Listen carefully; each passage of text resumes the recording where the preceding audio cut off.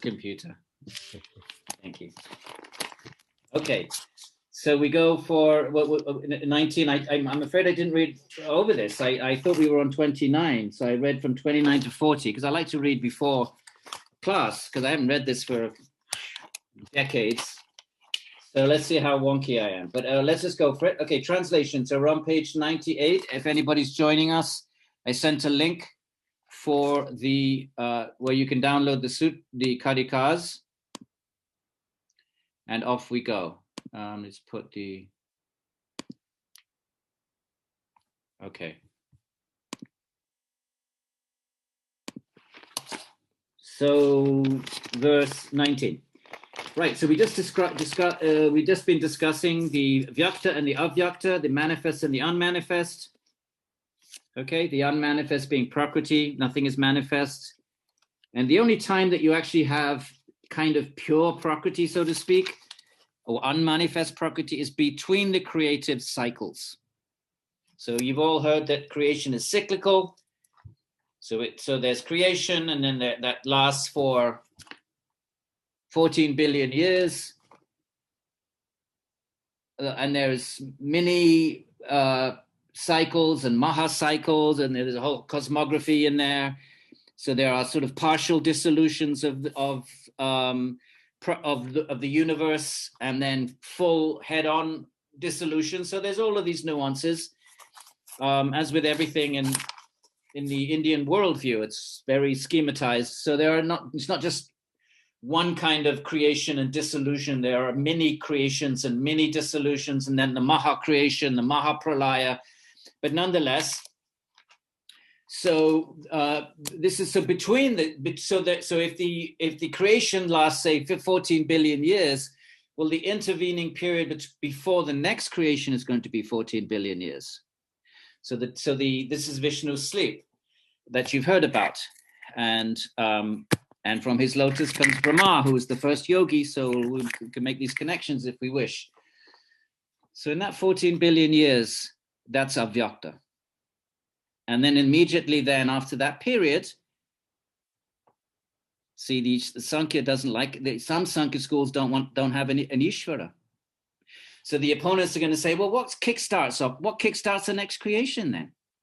If the Gunas are in equitension for 14 billion years, what does that mean, equitension? It means that, basically means that Tamas is counteracting the nature, the natural disposition of Rajas, which is to stir and move. It's its nature, so it needs to be neutralized. So it's kind of like putting a weight on a bed spring. The spring wants to spring, but you put a stone on it, and its natural tendency to spring is neutralized. So in this 14 billion year period, we have what you might call equitension.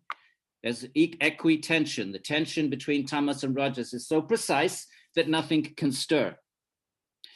So now, okay, 14 billion years is going to be stirring. Now Samkhya has a problem accounting. Well, what makes it stir then?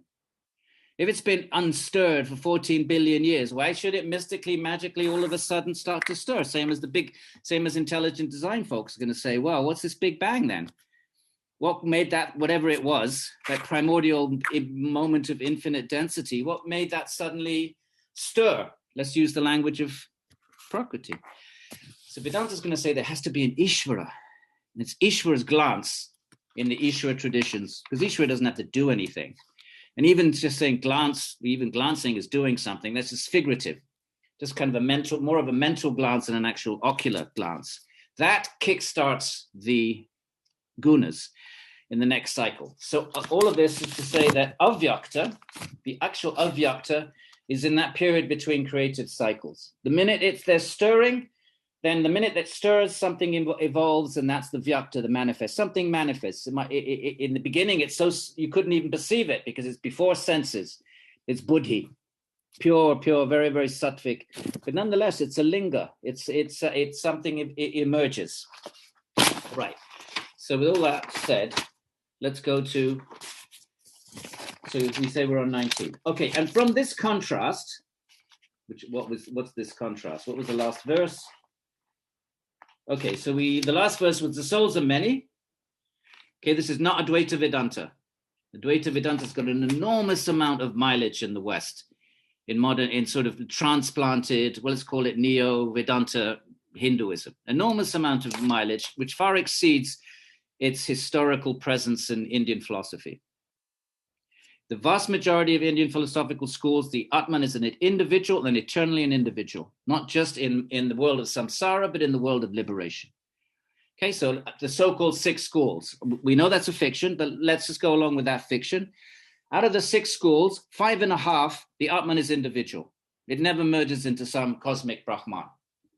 So Samkhya, individualist. Let's call that individualism, by which we mean the soul is an individual always, not just when it's covered in Maya, as per Advaita Vedanta, but it's inherently individualized. It can't change, it's its nature. It's Sat, it's Chit, it's Ananda, and it's also individualized. So the schools that take that position, out of the so-called 6 schools, Samkhya takes it, Yoga takes it, Nyaya takes it, Vaisheshika takes it, Mimamsa takes it. Who doesn't take it? Well, even in Vedanta, half of Vedanta also takes the soul to be individualized. We can individualize, and there's a plurality of souls. So let's call that pluralism, as opposed to non-dualism. So there's one sub-school, Advaita Vedanta, which somehow or other, for reasons that, you could write papers about it, you can trace why this is, but somehow has got an enormous amount of visibility in the West, such that it's almost like dualism is kind of like not a bad word. As if like, dualism is kind of primitive, or where does that come from? All Indian schools other than Advaita Vedanta, and of course the Shakta traditions are also like Advaita Vedanta in that way. They do not, they believe that ultimately the Shakta tradition, that would be Tantra, Hatha Yoga, and Siddha Yoga, they would hold that the Atman, the individuality of the Atman is ultimately illusory. So Advaita Vedanta and the Shakta traditions, but everything else, including, by the way, Jainism and Buddhism, would hold that the Atman is individual. Okay, so that's the position of Samkhya. And the reason it gave in 18, it gave a various reasons. One is the souls are many. Why are they many? Since birth, death, and so we're on page 96 now. Why are there many? Well, because birth, death, and the instruments of cognition and action are allotted severally. You've got your birth, I got my birth. You've got your instruments of perception, I got mine. We're not going to change. You don't want my eyesight, do you? I'd suggest we don't trade eyes, because I have to wear spectacles. So the instruments of cognition and action, right, our instruments of action, right, are allotted severally. We all have our different allotments. We all have our different bodies. Why? And since occupations are not simultaneously and at once universal. Okay, so that was the last, right? So that now we're moving on from that. And now we're going to get to verse number 19. And from this contrast, it follows that the Purusha, the soul, contrasted with what? Contrasted with the Vyakta and the Avyakta. Contrasted with the Prakriti. What's the contrast? Well, the soul is a witness. What's that contrasted with? Well, what does Patanjali say? Drashtra drishyayaho. There's the drashtra and the drishya. There's the seer and the seen. So there's a witness and the witnessed. So the same thing. So here we have the soul is a witness, whereas Prakriti is witnessed with an ed at the end. The soul is free from misery. It's Satchidananda. But what's Prakriti? Dukkam, evam, vivekanaha. It's suffering. 215 Yoga Sutras. What else? It's neutral. It's just pure consciousness. In its pure nature, it's neutral. It doesn't have any desires, doesn't have any agendas, a motive, neutral. It's a spectator and it's passive. Okay? And the opposite of it, and if you remember those verses, right, that Prakriti is active. Okay, do we want to read the commentary? Let's have a quick glance at it. Bhasha. We go backwards. Remember, we have to go backwards. 97. And from that contrast, what contrast? From the aforementioned viparyasa, i.e. contrast of the possession of the 3 attributes, contrast is reverse. He's just explaining the words in the sutra. What is contrast? It's the reverse. Reverse of what? The 3 attributes. Remember, he's using the term attributes for gunas. So whenever he says attributes, he means gunas. It's the opposite. And then it just goes on. The spirit is void of attributes, right, etc. He's just re-articulating the verse. The spirit, by the way, is the term he gives of Purusha. Not a very an awful term, but we'll go with it. Attributes, it's void of them. He's not, the gunas are not in the Atman. They may cover the Atman, but not in the Atman. So the spirit is void of those. It's discriminative, enjoyer. It's an enjoyer in the sense of the it's the source of awareness. Okay, I think we can skip this. Let's read a little bit. Okay, the contrast is of these gunas, as pointed out already. Thus, therefore, Sattva, Rajas, and Tamas being the agents of action, right? Who's the agent of action? Well, I'm thinking, right? Because of my thoughts, I have desires, and the desires, I think about my desires, and then make decisions. I act to fulfill the decisions that are connected with my desires. All of that's going on in Prakriti, because it's all going on in the mind, and the mind is Prakriti. So who's the agent of action then? The mind and the intelligence and the ego. And then, of course, and then it filters down to the karmendriyas, the action senses. They're all the agents, not the Atman. This is another big difference between Vedanta and Samkhya. So these attributes, the gunas alone are the agents in act. The witness, meaning Purusha, neither acts nor desists from acting. Doesn't do anything. It's just pure awareness. It's like a light bulb. Its nature is to illuminate. That's all it does. It doesn't act. It's passive. Again, detachment, isolation is an attribute of Purusha. A Kaivalya, the ability to be svarupa vastanam, absorbed in its own nature. So if it's absorbed in its own nature, then Kaivalya, that can mean aloneness, which sounds awful. if somebody asks you, what do you, yoga, all this meditation, what do you get? Oh, you get aloneness. I don't think many folks are going to sign that contract. So better word than aloneness, even though that is a translation for Kaivalya. Much better word is autonomy. Everybody autonomy, that's a nice word. Okay, I'll do yoga then. Right, so we use the word autonomy. Be careful of the words you choose. Depending on who you're talking to. So, but that's the word Kaivalya. Isolation is an attribute of the spirit. The spirit can be in that state. Purusha can be in that state. Kaivalya is the property of being soul, having detachment. What do you detach from? Everything to do with Prakriti. If you're in your Svarupa, right, 3, you're not vritti sarupya. You're not absorbed or connected to the vrittis, and through the vrittis, the world of Prakriti. Okay, so through the vrittis, we're connected to the body. The body is then connected to the world of sense objects. Let's use the language and the metaphysics and the psychology of Samkhya in our 2-3 hours together. Let's really try to enter into this logic of this worldview, because it is the worldview of yoga, which we all have a connection with in some form or fashion. Okay, so indifference. Well, that's not a nice word, but I would say something like neutrality. It's madhyastha in Sanskrit, sitting in the middle. Okay, so meaning a arbitrator. He's sitting in the middle, not this side, not that side, not taking sides. So literally the Sanskrit term, he's translated as indifference, which is fine. But again, one of those words that someone could say, oh, that doesn't sound very nice. Really, it's madhyastha, which means having no agenda, really. Being a bystander is the condition of a middleman. You're just a bystander, you're a middleman, you're not invested. The Purusha is indifferent, like a wandering mendicant. The sadhus of India were wandering around. Just as an ascetic is indifferent, while the villagers are engaged in tilling and agriculture, right? You've seen the sadhus in India walking around with their loincloths, so they walk that, they're walking along, they just keep walking. They walk through villages and everybody's working, and they're absorbed in whatever they're doing. They're indifferent. So he's saying just like a wandering mendicant, sadhu. Okay, we did that. So the spirit, the Purusha, is also indifferent. While the gunas are active. The gunas are active. Right now, my mouth is made of gunas and it's talking, and my mind is made of gunas and it's thinking and reading and trying to figure out how to explain this. And my hand that's all gunas. Atman is just like a battery.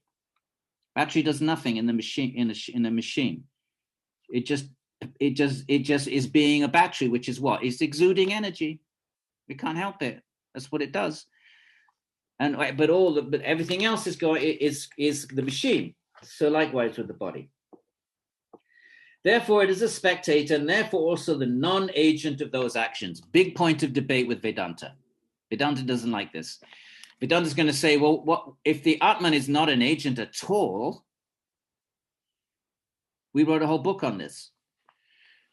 If the Atman is not an agent, then why does one Atman have a bhoga mind that is inclined to bhoga and therefore samsara, or a apunya mind, impious mind, that's going to drag it down into the lower species?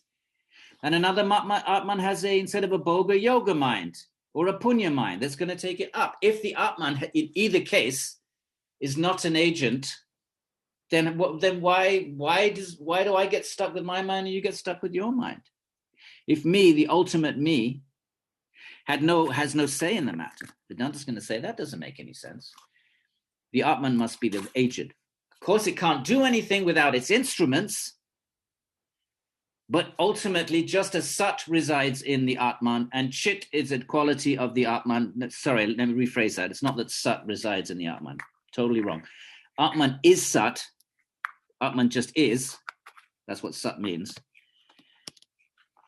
But Chit, you could say, resides as a quality in the Atman. It certainly does in Samkhya. And Ananda is a quality. So in the same way they would say, Vedanta would say, Kartritva, agency, free will, is also a quality in the Atman. Vedanta.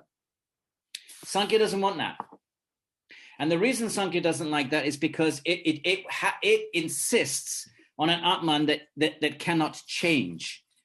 Now, why does it want to say the Atman cannot change? Because if the Atman is eternal, it can't change. If something's eternal, it can't change. We've given the example several times of milk. If milk changes into yogurt, well, it isn't milk anymore. So if it to remain milk forever, it can never, ever change.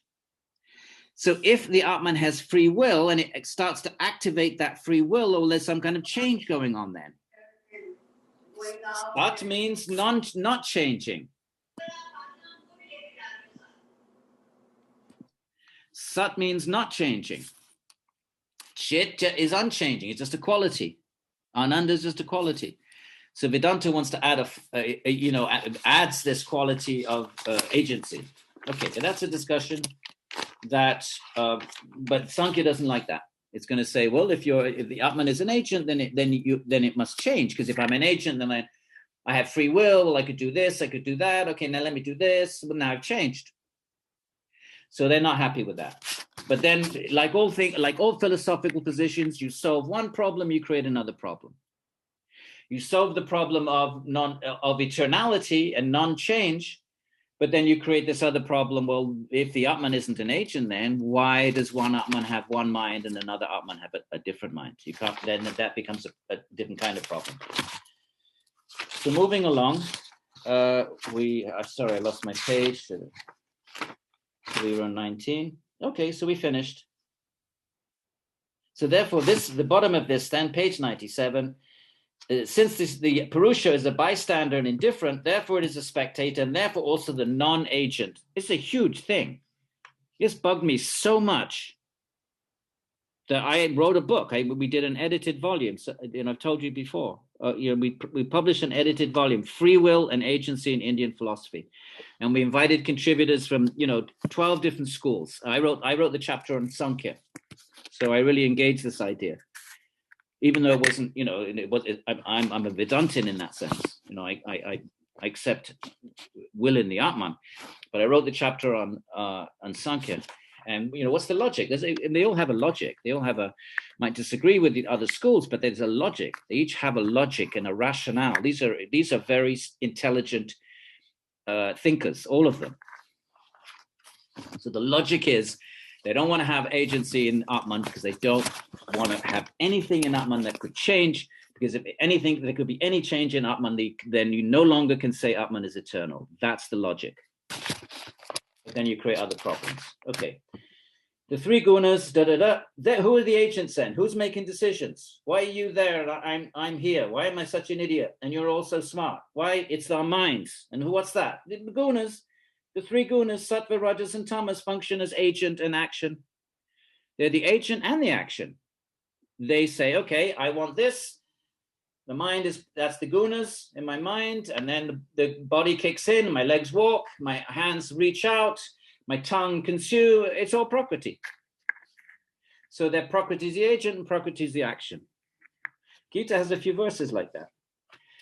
So thus is also proved the existence of the Purusha as far as Ishvara Krishna is concerned. Verse 20. Therefore it is from their association, Purusha and Prakriti, the non-intelligent body. And this, I'm sure the Sanskrit is achit. Where are we? We're on verse 20. There it is. Tasmat tat samyogad achetana. Body does not have chetana. Okay, the word for consciousness is chit or chetana.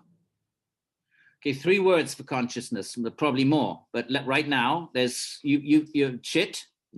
Not chitta with double T, completely different word. Chit, that's Satchit, and under you've heard that. Chitti Shakti, one T. Chitti Shakti, that's also consciousness. Patanjali uses it in chapter 4. And another term is Chaitana. I don't think Patanjali uses it. It's a Vedanta term. He's using the term Chaitana. So, verse 20. Therefore it is, from their association of Purusha and Prakriti, that the body which has no chaitana, the body has no consciousness. It's just matter. It's dead. Has no chit. So the non-intelligent, when he says intelligent here, he doesn't mean intelligence as buddhi. He means achaitana. Okay, so we have to keep an eye on the words he's using. It's an old translation. These words are used differently. So the body which is achaitana, it seems to have chaitana. Why? Because the Purusha is animating it. And though the agency really belongs to the gunas, the constituents, the indifferent one appears as the agent. Okay, here's the Purusha. Here's Prakriti. Let's just talk about the psychic body. Make it easy, right? Now, this is inanimate. And this is not an agent. It's just passive consciousness.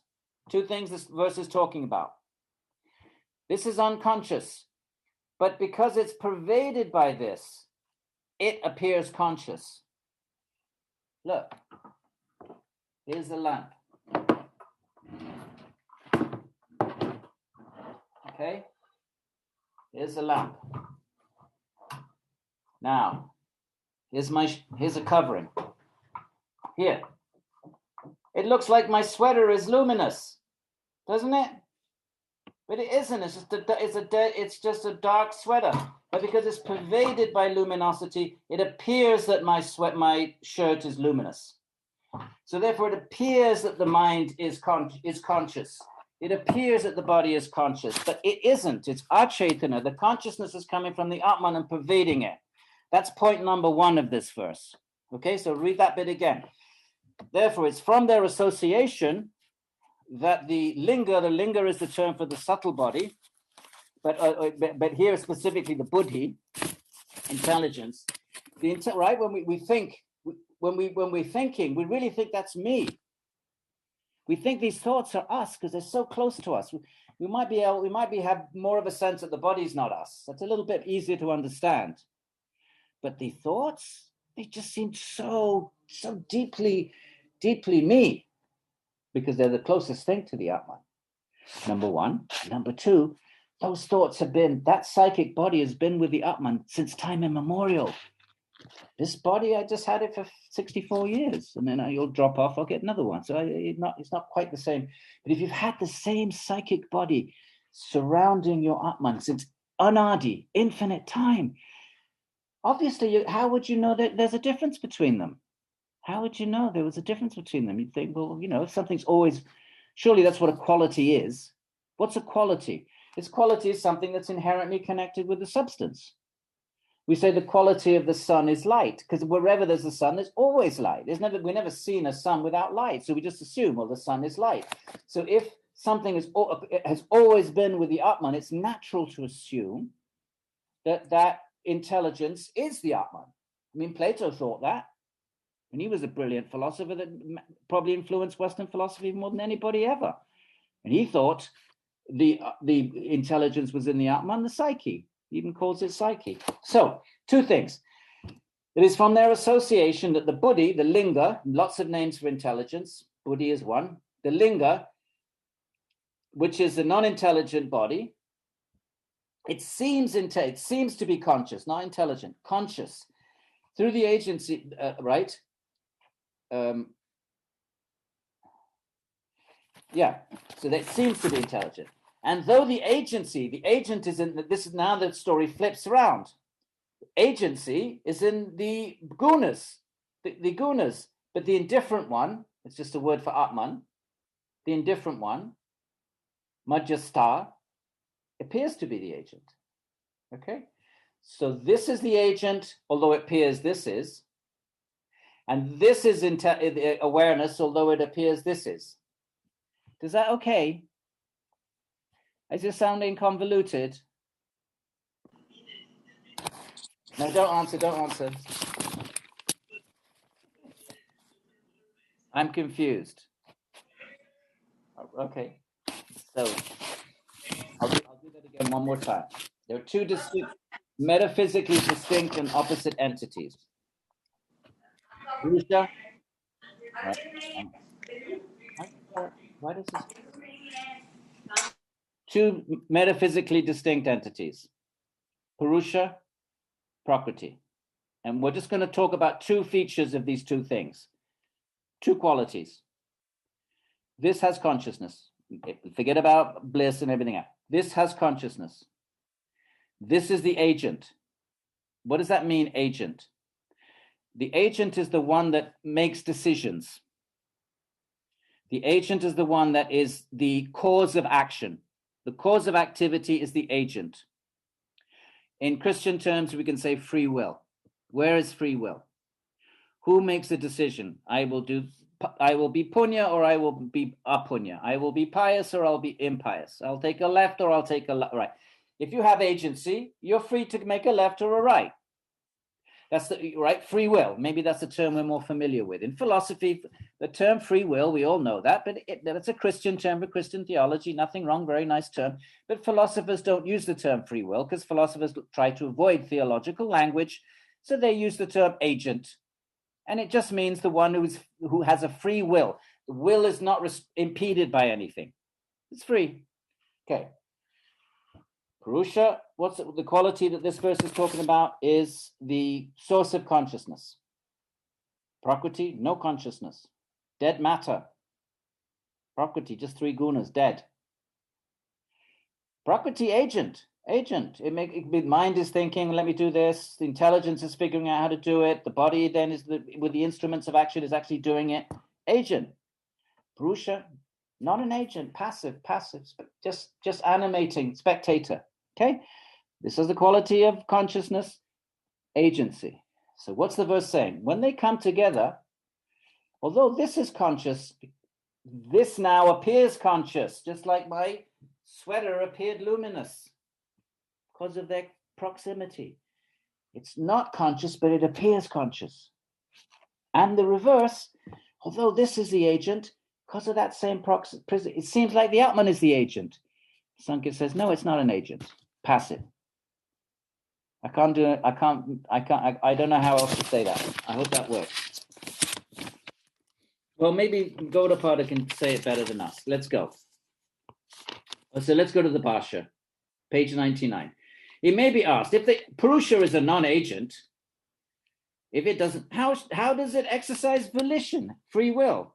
Like, for example, how does it, if it's not an agent, how does it decide? Well, I shall practice virtue, punya. Just like Patanjali says, what's your birth? Jati ayurboga. Punya hetutvat. Te lada paritapa punya hetutvat.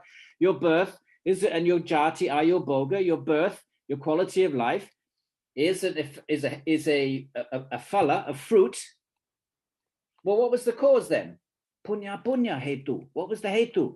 Whether you were pious or impious. So the verse is saying, okay, if I'm a non-agent, says Gaudapada rhetorically, how does it exercise volition? Why, I shall practice virtue, or I will not practice vice.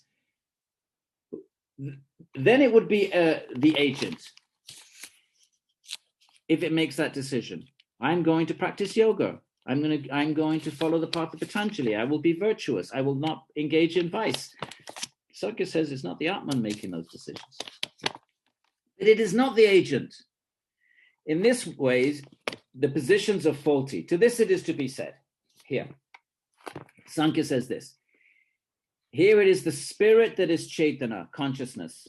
And the linga, i.e. the mahat, all terms for Buddhi, and many terms of Buddhi, intelligence. Linga, mahat. They appear as if intelligent. Why? Why do they appear that way? Because of its relation with the spirit. Because of they cover the Purusha, and therefore the Buddhi appears to be animated. And wasn't that a good example? When I put that on, I don't want to do it again. I burned a hole in my thing here. You put the light behind this, and let's say you didn't know there was a light there, you would think the sweater was luminous. It's a great example. So that's how it works. Just as in life, and he gives an example. A jar, when in contact with coolness, is cold. So you get a jar, a pot, and then if you put it in the freezer, it becomes cold. But why does it become cold? Not because it's cold. It's influenced by something else that permeates it. So that's the example he gives, right? Just like just as in our life means in our empirical perception, right? We're talking about some high metaphysical thing, and you try to find some empirical, simple example in life that you can relate to. So it says, okay, let's take an easy example in our life. Okay, a jar, right? You put it in contact with coolness, the jar becomes cold. Why? Not because the jar is cold, because it comes in contact with something external to it that makes it, permeates it. Good example. And when in contact with heat, it's hot. Put it on the stove, it becomes hot. Why? Because it's being permeated by something external to itself. That's the point. So also in the linga, the buddhi, the intelligence, the mahats and the rest, the psychic body, is as if it's conscious. Why does it appear to be conscious? Because it's in contact with the spirit. Just like the jar gets in contact with cold, it becomes cold. So the material intelligence, which is not conscious, in contact with the spirit, appears to be conscious. I hope I'm not flogging a dead horse. Okay? Hence, the volition is exercised by and then the reverse. Volition, will, is exercised by the gunas. Free will, choice, decision-making, it's the gunas. Don't you find this problematic? That you, the Atman, are not making any choices? It's this alien entity, this Prakriti covering that's making the choices. If you're like me, or if you're a Vedantin, that's not going to sit well with you. You're going to say, no, I must be responsible, not some mind that is an alien. It's just like, that's sort of superimposed itself upon me. All right. Although such language as, now he says, although in common talk, we say such language as a man acts, or a man or a woman acts or goes, although such language is commonly used in this world, we commonly say, well, I'm doing this, I'm doing that. What are you doing? Oh, I'm going for a walk, right? We use this language in the world. He says, but in a deep metaphysical sense, the Purusha is not the agent. How? While the activity really belongs to the attributes, action belongs to the gunas, the indifferent spirit, meaning he's just the seer, just the witness, just the passive provider of consciousness, appears to be the agent. Why? Because he's animating the instruments of agency, the buddhi, the intelligence. The agent is actually the intelligence in Sāṃkhya. The first covering of Atman is buddhi. And buddhi is the intelligence. Everything else are instruments of buddhi. That's why buddhi can make a decision to seek liberation, Bhoga or yoga? It's Buddhi, it's Viveka. Viveka is Buddhi.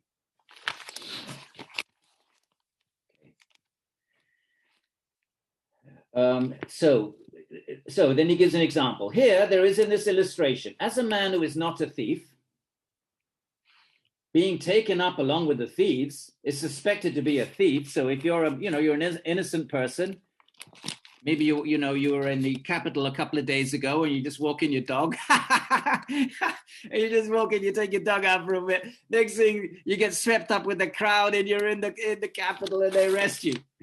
So, well, something like that. Just like as a man who's not a thief, but being taken up along with the thieves is suspected to be a thief. So in the same manner, the Gunas are the agent, not the Purusha, but the Purusha is connected with them. So we think the Purusha is the agent. Even though even though not itself an agent, it's taken to be an agent on account of contact with the agents. What are the agents? The intelligence, the mind, the instruments. I mean, the agent and the instruments of action. The karmindriyas, the gyanindriyas. These are just the indriyas.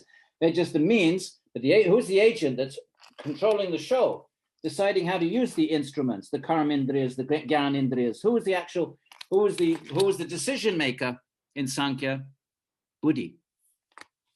Also known as Mahat. Write that down, please, on your notepads that you all have right next to you, because you're all diligent students. You might as well get used to these, vocab. Mahat and Linga. These are two terms for Buddhi. Come on, you make me learn all these bizarre words for asana, like parivrita, urdhva, paschimotama, upside down aha. So you can learn some words for metaphysics. So Linga, Buddhi, and Mahat, all the same. Okay, enough for that. So then he says, thus has been clearly explained. Gaudapada thinks it's been clearly explained, but somebody down there, one of the participants says, I'm confused. Is anyone confused? Thus has been, as far as Gaudapada is concerned, this has been clearly explained, the distinction of the manifest, unmanifest, and the knower, the Purusha. From discriminate, okay, remember, let's go back to verse Karika number 1. Because of suffering, we want to know why. And then the next couple of verses, well, it's to know why, you have to know the difference between Purusha, the Vyakta, the Avyakta, and the Purusha. Manifest, unmanifest, and the Purusha. So he's referring back, thus has been clearly explained the distinction of the manifest, the unmanifest, and the knower. Oh God, this spirit, it's an awful word. Purusha. Right, write down. Wherever it says spirit, I'm going to say Purusha. Spirit could mean anything. It could be your dead grandma, up in the attic. It could be some ghost in a tree. A yaksha. Okay, from discrimination of which, right? We'll keep our eye on the ball. What's the whole point of this Karika? From the discrimination between the difference of the manifest, unmanifest, and knower, results in the acquisition of liberation. And liberation from what? Suffering. No bhakti here. Bhaktas are going to be, what about Bhagavan? I don't want this liberation without Bhagavan. I want Bhagavan.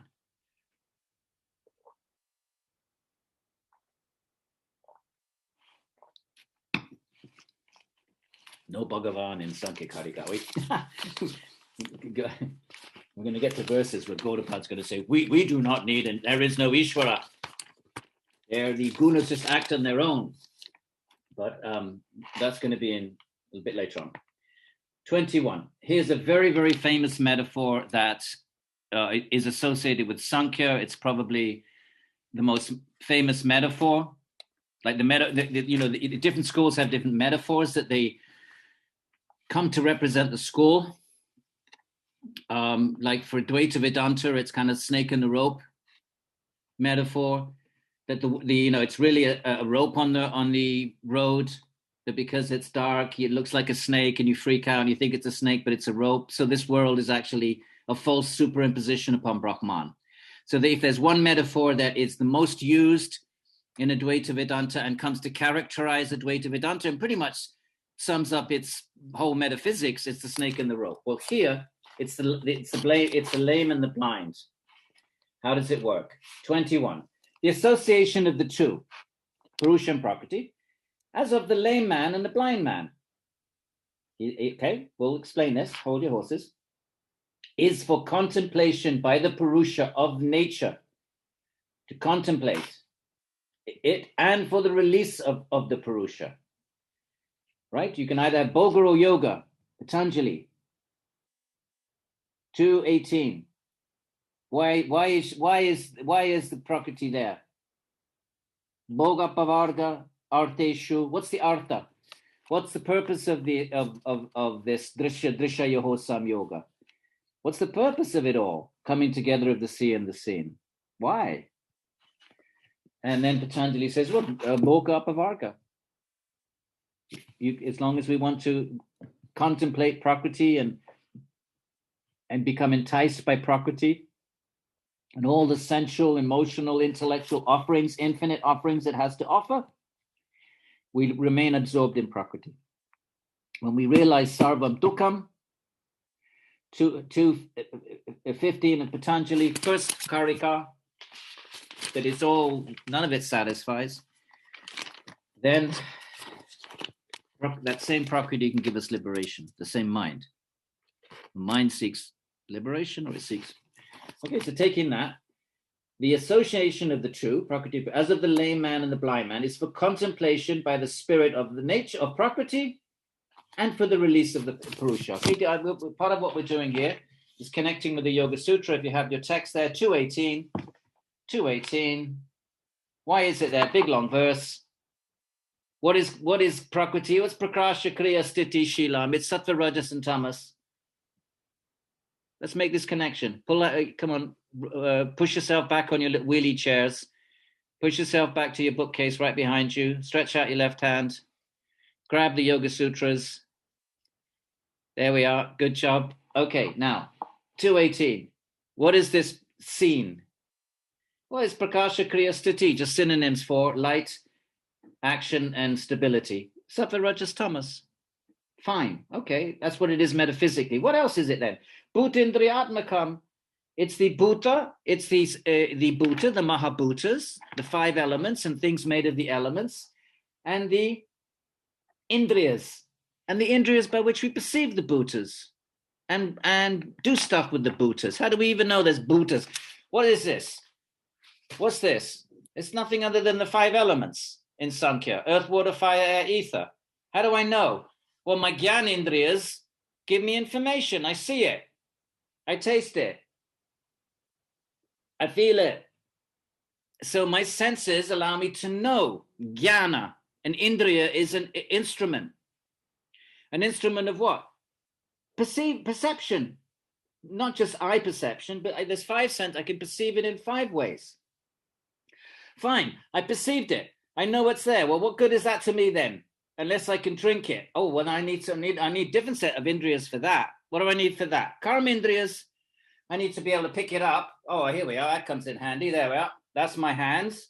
I might have to walk to the kitchen. Okay, legs come in handy then.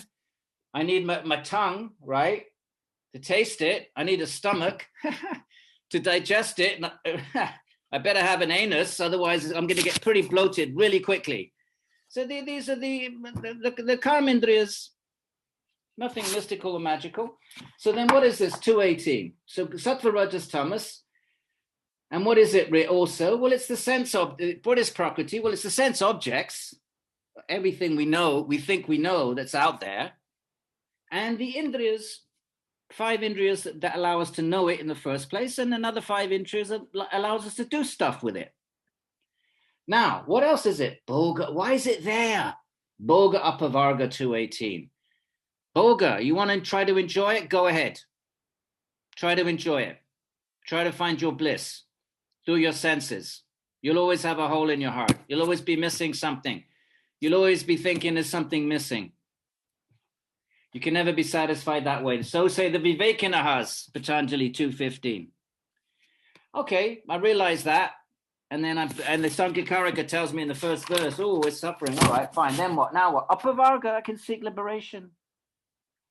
The same instrument, the same mind can make that decision. Okay, so that's all in this, this is all one family. Patanjali, Sāṃkhya Kārikā, the Yoga Sutras, it's all one school. It's all one metaphysic, and it's one lens through which reality is perceived, the goal of life. What is life? What is the goal? What is the world made of? Sankhya and Yoga are one. Okay, so creation proceeds from this union. They don't have an Ishvara. So what causes them? What causes the creation then? Sankhya would say when the two come together, Purusha doesn't do anything, but it's like a magnet. A magnet doesn't do anything, but it just has a quality about it that it attracts iron filings. The magnet isn't trying to do anything. It's not changing. It's not doing anything. It's just being a magnet. And just by dint of being a magnet, it moves iron filings, things outside of itself. It arranges them in shapes. So it's like that. You don't need to posit some Ishvara. When Purusha and Prakriti come together, but the nature of Purusha just agitates the Gunas. And then you have creation. Have they solved the problem? I don't think so. You have 14 billion years in between creative cycles. Well, what makes are they together, separate during that 14 billion years? If they're separate, well, what does that mean? They're separate. That means that Purushas are all liberated. Then you don't have a problem. If you're going to say no, they're not. No, they're not. Well, they're still covered. Okay, well then they're together. Then if they're together, then there would always be creation. There would never be dissolution. Sankhya's got a big problem with that. Do you see the problem? Does everybody see the problem?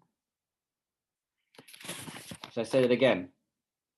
All right, let's read the commentary. The Bhasha, 102. Here one may ask, for what purpose is the union of the Prakriti and the Purusha? And to this the reply is, the union, right, which Patanjali calls Samyoga, Drashtra Drishyayoho Samyogaha, the Samyogaha. What's this union? The union of the Purusha with Prakriti, why? It's for its contemplation, right? Vritti Sarupyam, absorbed in the vrittis. What is the in the second chapter, Patanjali says, what about the seer? Shuddho api pratyaya anupasya. Have a look at that. Shuddho api, it's pure. Pratyaya anupasya. It's absorbed in the mind and contemplating nature. Right? Do you want to see that? Have a quick look at look, just if you got keep that page open. 220. What about this drashta? What is the seer? Drishimatra, it's just consciousness. It's chetana. Shuddho, it's pure. What does pure mean? It's autonomous, it's pure, it doesn't need to be mixed. It can be svarupa. But even though that's the case, what is it doing? Pratyaya anupasya. Anupasya, it's a beholding, it's contemplating, it's absorbed in the pratyaya, the states of mind and the world out there. So the union of the Purusha with Prakriti is for its contemplation. The world is there. If you want to enjoy it, good luck. When you get fed up, then the world gives you, the same mind gives you an option for liberation. The same mind can do svadhyaya, tapaha, ishvara pranidhana, kriya yoga, ashtanga, and all the processes of yoga. The spirit contemplates the nature, that is, its effects. It doesn't really, obviously, we perceive the effects, beginning with Mahat. Remember, Mahat is Buddhi, and ending with the gross elements. All of the things that evolve from Prakriti, Purusha just observes them, perceives them, is aware of them. For this reason, the union of the Prakriti also with the spirit is for liberation. So the other possibility is that Prakriti can give Purusha liberation. It can give, instead of, I don't know, I should have done this in the beginning. Oh, that's much better. So when you remind me to hit the record button, when you remind me to hit the gallery, so I'm not looking at myself. For this reason, the union of Prakriti also is for liberation, right? So two reasons, again, 218 of Patanjali, Bhoga Apavarga. Either awareness is absorbed in the world of senses and emotions and intellectuality, or it seeks liberation, and which means it seeks its own true nature, its own svarupa. Okay, and this union of both Prakriti and Purusha should be regarded as like that. Let's go now to the metaphor in the verse. The verse talked about the lame man with the blind man. Let me just explain it and then we'll read it. Okay, who's lame? Purusha. It can't do anything. It's just awareness. It cannot do anything. It's just awareness. It just that's all it does. It's passive. It's lame. In the metaphor, who's blind then? Prakriti is blind. It has no consciousness. It's dead. It can act. It can. It's not. It can walk, but it can't see. Okay, so in this metaphor of the lame and the blind, which is the characteristic metaphor associated with, I told you, different schools have different metaphors that they use and which become associated with them through the centuries. And their opponents try to pick it apart. Oh, this metaphor, it doesn't work. Look, we can pick it apart. So what's the metaphor? The sort of classic Samkhya metaphor. Purusha, Prakriti, Purusha, lame, can't do anything. Prakriti, oh, it got good legs, it can walk. Blind, what do? The lame gets on the shoulders of the blind. Now he's lame but can see, can walk but can't see. Now the lame can tell the blind, okay, go left, go right, go straight, watch out, there's a tree, keep right. You see, that's the metaphor. So the lame person gets on the shoulders of the blind person. Blind person's good legs, good body, strong, can go anywhere, but blind, doesn't know, can't, blind. So the blind person gets on the shoulders. Blind person's lame, can't walk. Blind person gets on the shoulder of the lame person, and now the blind person, now the two can function as a unit. That's the metaphor for Purusha and Prakriti. Okay, let's read it. Now, with that said, let's read it. Should be, okay, we're on page 102, about 6 lines down, 10 lines down. Should be regarded to be like that of a lame man with a blind man. Just as one man is lame and the other is blind. These two, while on a journey and proceeding with great difficulty, right? Because the lame man can't, how's he going to proceed? And the blind, they're both in trouble. Lame man is trying to go on this journey, but is lame. Blind man's trying to go on the journey, is blind. So they're proceeding with difficulty. They were deserted by their friends when all of them were attacked by the robbers. Okay, when you're doing too much metaphysics, you get a bit bored, so you spin up a story. So he's going on a bit. So they were deserted by their friends when all of them were attacked by the robbers. And of course, of luck, wandered here and there in the forest, meaning by chance. They were just randomly walking around. By their own movement, because remember, Vedanta's going to say, how do they meet each other? Because why doesn't the metaphor work for Vedanta? Well, because Purusha's not walking around the forest, he's not doing anything. So therefore, how do they meet each other? What brings the two together? Vedanta's going to say, got to be an Ishvara. By their own movement, they met each other. And they came into a union. What's the union? Now, this union of theirs, on account of each relying on the words of the other. They both depended on each other. All right, so the lame gets on the shoulders of the blind. So they unite in that way. The blind man placed the lame man on his shoulders. Okay, I'm blind, but you got eyes. Okay, you sit on my shoulders. I got good legs. I'll walk. You sit on my shoulders and you direct. So the blind man placed the lame man on his shoulders. Thus the blind man goes along the road shown by the lame man. The blind man is told where to go. Placed on his body. And also the lame man, as he, what's this? So thus the blind man placed the lame man on his shoulders. Thus the blind man goes along the road shown by the lame man, placed on his body, and also the lame man as he on the blind man's shoulder, right? So the lame man's on the blind man's shoulders. In the same way, in a like manner, the spirit, there is a power to see, but no action. It has a power of awareness, but it has no instruments to act. There's no intelligence, no mind, no senses. No, okay, so it can see, meaning consciousness, drashtra, drishi matra. No action, can't act. But in Prakriti, just like the blind man, there is power to act. Prakriti can act, got rajas, it can make things, it can make bodies, minds, right? There's power to act, but no power to contemplate, meaning no awareness. Again, just as these two, the blind and the lame, will separate from each other when their purpose is served. Get to the end of the journey. Thank you very much. You go this way, I go that way. What's that? Liberation. We're going to get some lovely verses at the end. My favorite verses in the Sāṃkhya Kārikās are at the end. So make sure you at least, when we get to the end, there's some really beautiful verses. When I teach this, when I have taught this in the past, I never do these verses. They tend to be a bit too dry for most, certainly undergrads. But we always do the end verses, and they like those. So again, just they separate when their purpose is served, when they've reached the desired destination. In this manner, Prakriti will also cease to act after having secured the liberation of the Purusha. And the Purusha will reach salvation and abstraction after contemplating the nature. It will reach Kaivalya, it will reach its own Svarupa. Don't need you anymore. Thank you very much, Prakriti. You did your job. You gave me, I used the mind. The mind nirodhahed itself. The nirodha samskaras, niroded the mind. That's all Prakriti. Thank you very much. Okay, did your job, right? Went through the 6 stages of Sabija Samadhi. Good job, good job, good job, good job. Finally, grand finale, bada boom, near picha. Okay, cheers.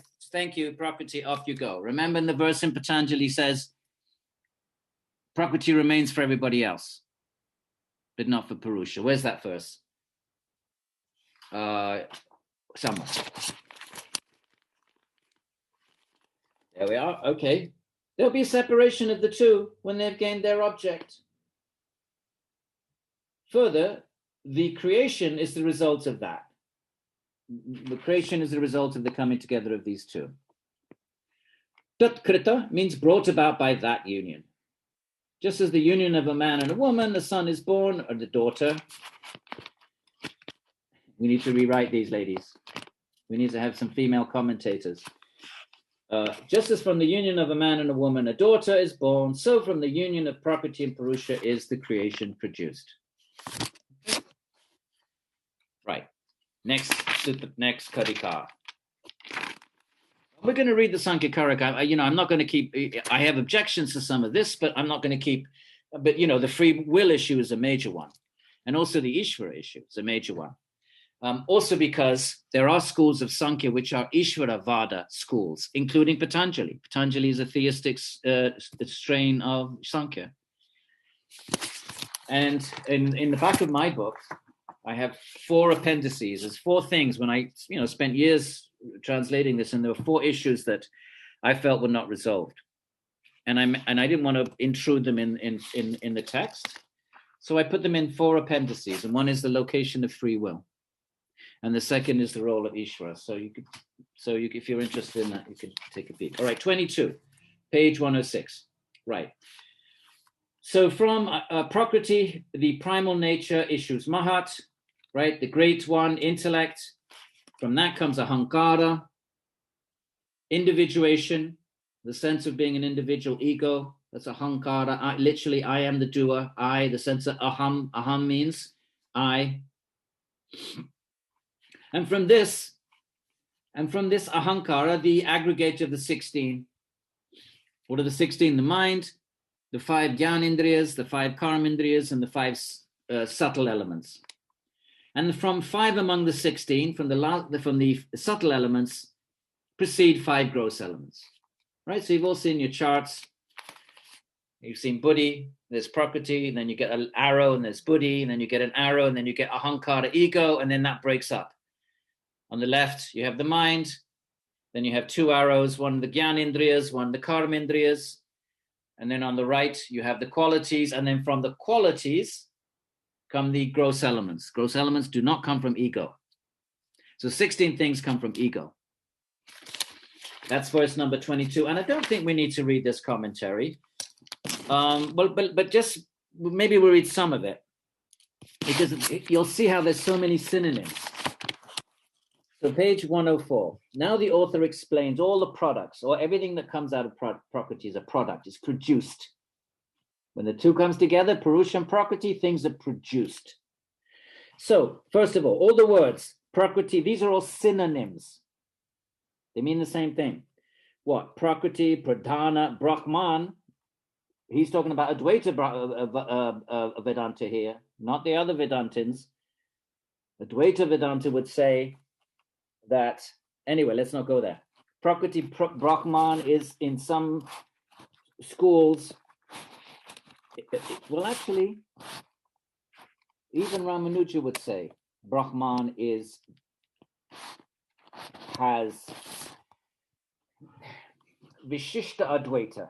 Everything is Brahman, but within the one Brahman, there is Vishishta, there's differences between Brahman as Ishvara, Brahman as the world, and Brahman as the soul. He would say it's all Brahman. So even Vishishta Advaita Ramanuja would say Prakriti is Brahman.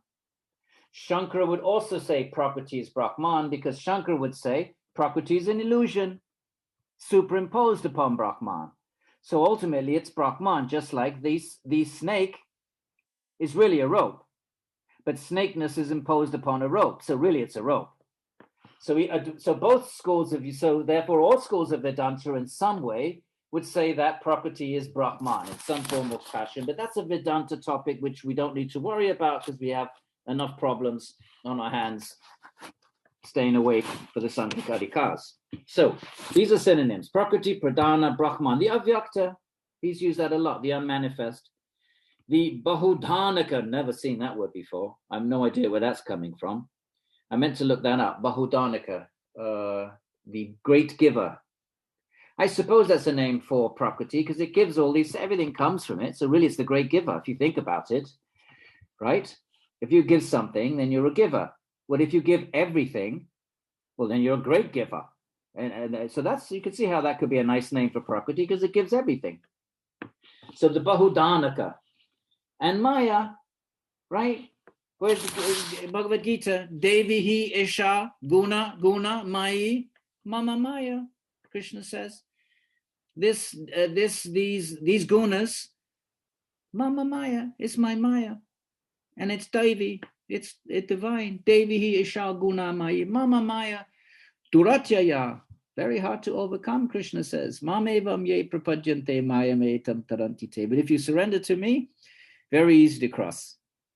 That's Krishna. Gaudapad's going to say, no, we don't have any Krishna here. We don't need an Ishvara.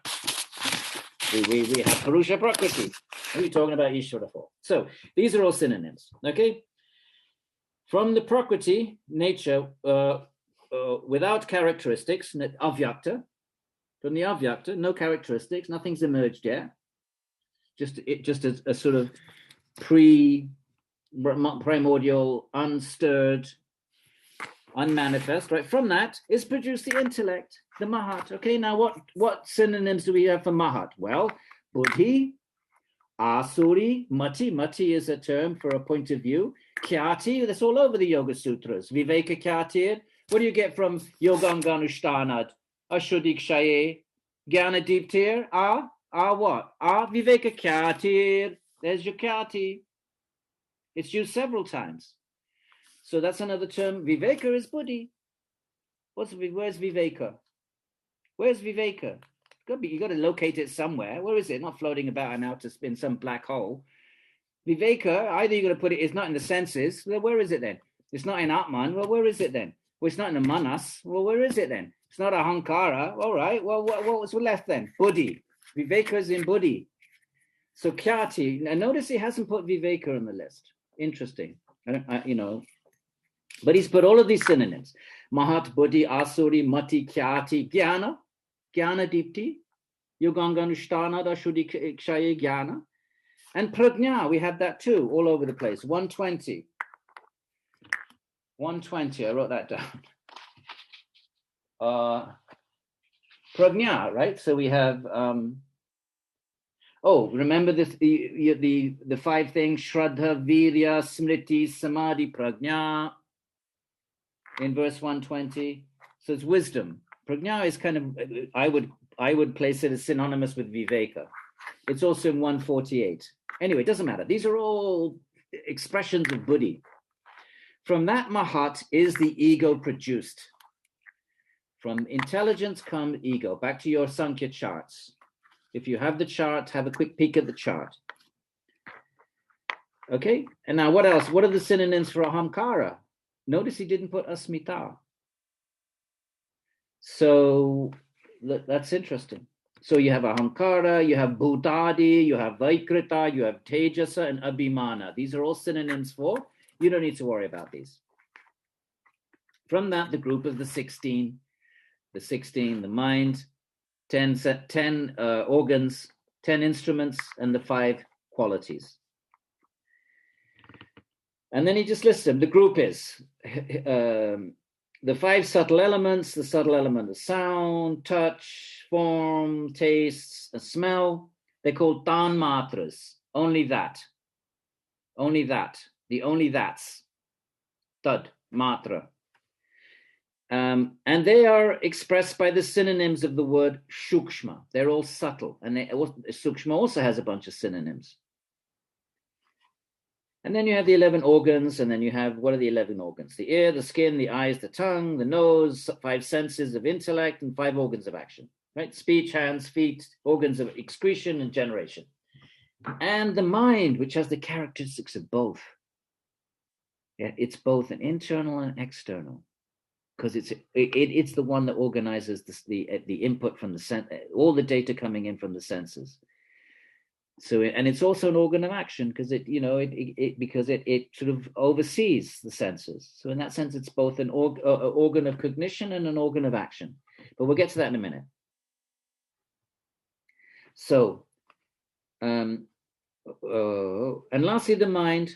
We're on page 105, about 15 lines down in the big paragraph. And lastly, the mind with the characteristics of both. What? The organs of sense and action. The mind it processes the sense data and it oversees action. So it has the nature of both the Gyan Indriyas and the Karma Indriyas, the mind. It's directly involved with both. And again, from the five qualities, what do we get from the 5 qualities? Sound, touch, taste. We get the 5 gross elements. I.e., out of that group of 16, from this 16, from the 5 subtle elements, where do the gross elements come from? They don't come from the mind. They don't come from the 10 indriyas. Where do they come from then? Well, from the group of 16, from the 5 subtle elements they come. The 5 gross elements are produced. They're produced from the 5 subtle elements. As it is said, and how does that work then? Well, from ether, where does ether come from? It comes from the subtle element of sound. Where does wind come from? Wind from the subtle element of touch, fire from light, water from taste, and earth from smell. In this way, the 5 atomic subtle elements, the 5 gross elements are produced. Okay? Paramānu. So in other words, they would say that this is composed of what Newton called atoms, but now we'd have, I don't know what we'd call them quarks. This is, in other words, a reality that we perceivable reality. Our senses only see the qualities residing in anus. Anus are irreducible entities. We used to think they were Newton's time, we thought they were atoms. Now we've realized there's a whole universe inside an atom, electrons, particles, and then inside that there's muons and gluons. So whatever the ultimate irreducible particle ends up being, those are the Mahabhutas. In Samkhya, they are reducible. But when you reduce an atom, then it dissolves into the qualities, which are, by the way, vibrational. So we may have something which corresponds to strings, and I don't know. That's something for Siegfried to figure out, and others who have physics background. Okay, so that's what it's saying. That's that verse there. Let's keep moving along. 22. And I think we're going to skip the commentary here. 106. From Prakriti, the primal nature, issues Mahat. the great one. Mahat means the great one. It's the great one because it sort of oversees everything. That's Buddhi, intelligence. And then Ahamkara, individuation. Did we just read this? We just read that, didn't we?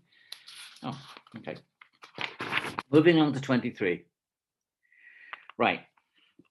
110. Intellect is determinative. It determines. He's going to give an example about that. So now we're talking about Buddhi. This verse is about Buddhi, okay? Just Buddhi. So what does Buddhi do? What is intelligence? It determines what to do. Judgment, decision, okay? Identification, determination, determinative. Not determination in the sense of I'm determined, but to determine the nature of something, to determine a course of action. That sense of determination, determinative. Okay, now it has 4 qualities, 8 qualities. Virtue, knowledge, jnana. So virtue is dharma, knowledge, jnana, non-attachment, ding, ding, ding, ding, ding, ding, vairagya. And lordly powers, aishvarya, not ishvara, but aishvarya. These 4 qualities constitutes its sattvika form. When the intelligence is in a sattvic state, it's inclined automatically to dharma. Automatically, it's dharmic. The sattva means dharmic. It wouldn't consider being adharmic. A sattvic mind, you wouldn't lie, you wouldn't inflict violence. It just automatically wouldn't even enter your sphere of, you wouldn't even tussle with it. So dharma, jnana, knowledge, as Krishna stresses this, quality of sattva, or in a state of sattva, knowledge, not book knowledge, but perceiving truth sort of knowledge, wisdom sort of knowledge. Vairagya, and the mind is sattvic, automatically unattached, automatically sees the foolishness of these petty little attachments. And power constitutes its sattvic form, i.e. its form when sattva, goodness, predominates. Now, when tamasa, form, is when tamas dominates the reverse. Now, it's interesting, it doesn't say anything about rajasic buddhi. Samkhya seems to take whereas the Gita does. The Gita has 3 chapters. One of them is what is a sattvic intelligence, what's a tamasic intelligence, what's rajasic intelligence. So the Gita has a lot of, always it has 3 chapters on the gunas. It has 14, 17, and 18. And it divides all kinds, what is knowledge in the 3 gunas, what's charity, what's food, what's this, what's that. And always rajas, tamas, and sattva. This text seems to take the position that there's tamas and sattva, and rajas is the enabler. It's the energy. It doesn't sort of discuss rajas, certainly not here in its own right. So when it's talking about buddhi, unlike the Gita will talk about rajasic buddhi, not here. It talks about sattvic buddhi, which is dharma, jnana. These are the qualities. That's when when you're being when you're in a state of sattva, you're being dharmic. You're in a state of wisdom. You're in a state of detachment. That's the real test. And you have the siddhis. You have the access to the lordly powers. And when you're in tamasic, the opposite, right? Let's read a little bit of the commentary. It's a huge commentary. It was observed on page 108 that the liberation results from a discriminative knowledge of the manifest, the unmanifest, and the knower, is repeating the fundamental principle of Samkhya, right? Just like yoga, what is yoga? Chitta-vritti nirodha. That's how that tada drashtu sarupe vastanam. How do you get liberation? Chitta-vritti nirodha. Tada, then you get liberation. What about Samkhya? No, it's not chitta-vritti nirodha. What is it then? It's knowledge. Knowledge of what? The manifest, the unmanifest, and the Purusha. So that was established right at the beginning. Of these, the manifest, right, when we're going through all of this, we don't need to read all of that. Let's jump in the middle of that. Let's read it. Of these, the manifest, beginning with the Mahat, intelligence, and ending with the gross elements, right? The first thing that comes out of Prakriti is Buddhi, and the last things are the 5 elements, and in between you have the other 16. Okay, So the manifest beginning with Mahat and ending with the gross element, that's 23, okay, has been explained. The unmanifest has also been explained, verse 15. And the spirit has been explained, verse 17, right? So he's saying, he's just referring back to previous verses. These thus make up the 25 tattvas. If you include Prakriti and Purusha, you get 25. Because you got intelligence, ego, mind, then 15, 5 Gyanindriyas, 5 Karmindriyas, 5 qualities, 5 Mahabhutas, that's 20. So just take 20 plus mind, ego, intelligence, 23. How do you end up with 25? Prakriti, add Prakriti and Purusha. There's your extra 2, 25. Okay. So these make up the 25 principle. He who knows the 3 worlds as pervaded by these. This is the knowledge. See how the difference between Patanjali? What's liberation Patanjali? Get rid of the world. Nirodha, everything. Pratyahara. First you pratyahara. Close down the senses. Close them down. And then close down the mind. Dharana, dhyana. Close it. Keep going. Samadhi. No, not there. Go on. Well, sabija, vitarka. No, keep going. Asmita, samadhi. No. And then nirbija. Right? That's, you close down the world. Not here. You have to know the world. You have to know the difference. This is a knowledge path, not a Nirodha path, but the metaphysics is the same. So the word, okay, so as it is said, there can be no doubt, there can be no doubt in this, that a knower of the 25 principles, in whatever order of life he may be, do you remember this at the beginning? Do you remember this? Doesn't matter whether you're a householder, a renunciate, whatever you are, whether he wore a braided hair, whether you went to the hairdresser and you got your hair braided with $200, get your hair braided, go to Brooklyn, get those lovely braids, right? Whether you have braided hair, whether you have a top knot, that's the ascetic, right? Because you tie it up, or whether you be shaven, the brahmacharis, that doesn't matter. You wear a pink bow, doesn't matter. You can do anything you want with your hair. If you know the tattvas, you'll get liberation. That's what he's saying. There can be no doubt that a knower of the 25 principles, whatever order of life he may be, whether he wears braided hair, top knot, or shaven, doesn't matter, right? You can wear high-heeled shoes, doesn't matter, is liberated from existence. These 25 principles are blah, blah, blah, blah, blah. Okay. Now, let's see what is intelligence. Next paragraph. Determination. Ascertainment is the definition of intellect. Adhyavasaya. Adhyavasaya is ascertainment. Okay, gives an example. Hold your horses. As in the seed, the future germinating sprout is contained, so in the intellect is the ascertainment contained. In the just as a plant comes out of a seed, so what comes out of Buddhi? Ascertainment, ability to determine this is this and that is that. Here's the example. It is a definite cognition. So what does the intellect do? Very simply, basically put, what is its function? It's an instrument. Well, what does it do then? It is the definite cognition which arises. It's a cognition, the state of mind, which arises when one determines, well, what's this? Oh, this is a jar. Oh, what's that then? This is a cloth. The ability to say this is a jar and this is a cloth, that's intelligence. Okay, it's discrimination. The ultimate discrimination is, oh, this is Purusha, that's Prakriti. Oh, that's the grand finale.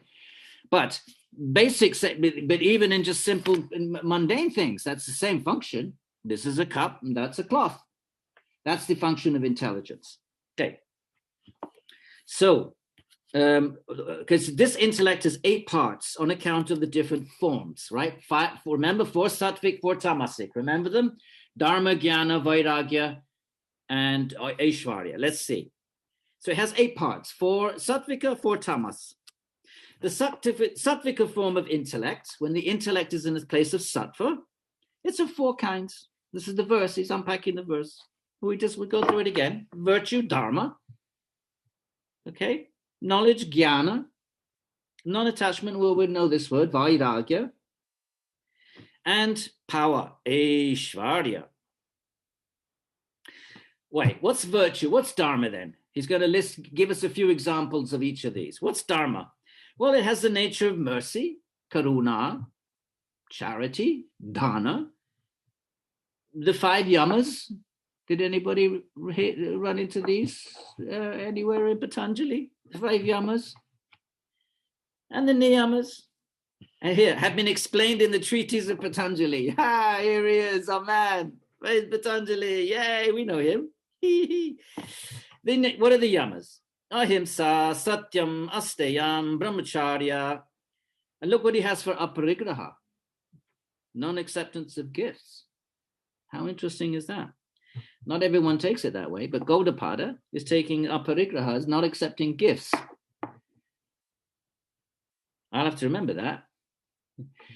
Yeah. Next time someone gives you a crummy Christmas present, like a pair of bunny rabbit socks, just give it back and say, look, we're following this path, this Sāṃkhya path, and we can't accept socks for Christmas. But we'll accept chocolate. We do have chocolate, that we'll accept. All right. So what are the niyamas? Well, we know what they are. Okay. Oh, great.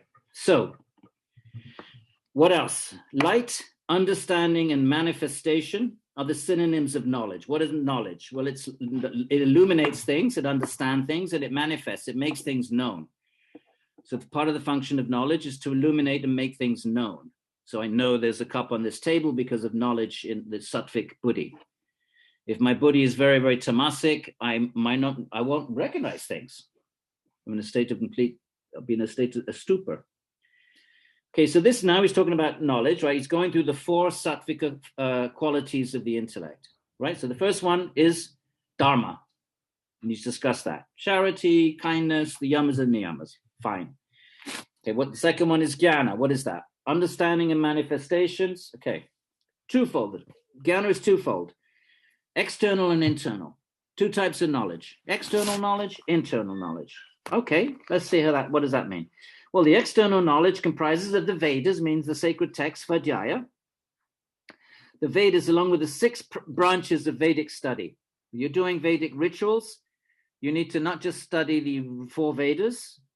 You need to have 6, they're called angas actually. The Ashtanga of Patanjali is coming from an older term, the Shatanga, the 6 limbs. What are the 6 limbs?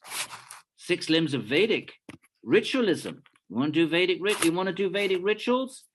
Well, you need to do 6 things with that. Just like you want to have Swarupe Vastanam, where you have the 8 limbs of yoga before you can have Nirbija Samadhi. Well, where does that notion of limbs come from? A Vedic sacrifice. You want to do Vedic sacrifice? 6 limbs. What are they? Pronunciation. You want to do Vedic ritual. Don't mess up with one word. Not one word. Don't mess up. Don't say one thing wrong. If you say but finish, start all over. Sacrifices. If you're on day number 5 of the sacrifice, throw it all out. Start again. If you pay a Brahmin to do a Vedic ritual, at day number 5 he messes up, and you have to start all over. You're like, I'm not paying you a second time, mate. That's it. That's how strict it was. Pronunciation, right? Ritual. You have to know what highly elaborate, mind-bogglingly elaborate, the Vedic ritual. Where the instruments are lined up, in what order, what's the distance, how many layers of brick in the sacrificial pit, right? You want which kind of sacrifice? Many different. There's the falcon-shaped one. There's the this-shaped one. There's a that-shaped one. Depending on what you want. There's all kinds of rituals. There's obligatory rituals that you're obliged to do.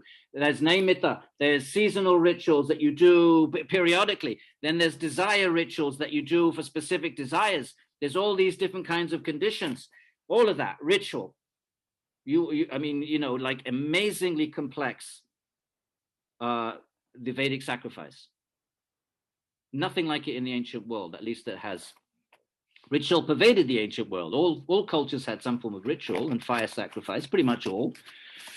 Nothing anywhere near as meticulously precise as Vedic ritualism. And you have to know all of that. Right, grammar. Panini, 4,000 sutras, most sophisticated grammar ever written. When Western scholars discovered Panini, it just blew their minds. And it started a whole field of study in the West called historical linguistics, Indo-European linguistics, was to a great extent the result of of engaging the analysis, the sophisticated analysis of Panini, the ancient grammarian. I mean, unprecedented intellectual feat, because there wasn't a standardized Sanskrit, just like there wasn't a standardized English. Who was it? King James? Who was it that wrote the first dictionary?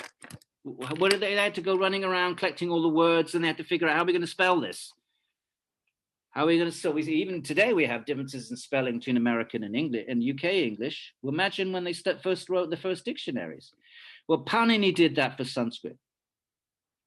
But the massive literature, you know, I read one time that before the printing press then changed everything. There was more written in Sanskrit than anything else ever in the world put together, practically.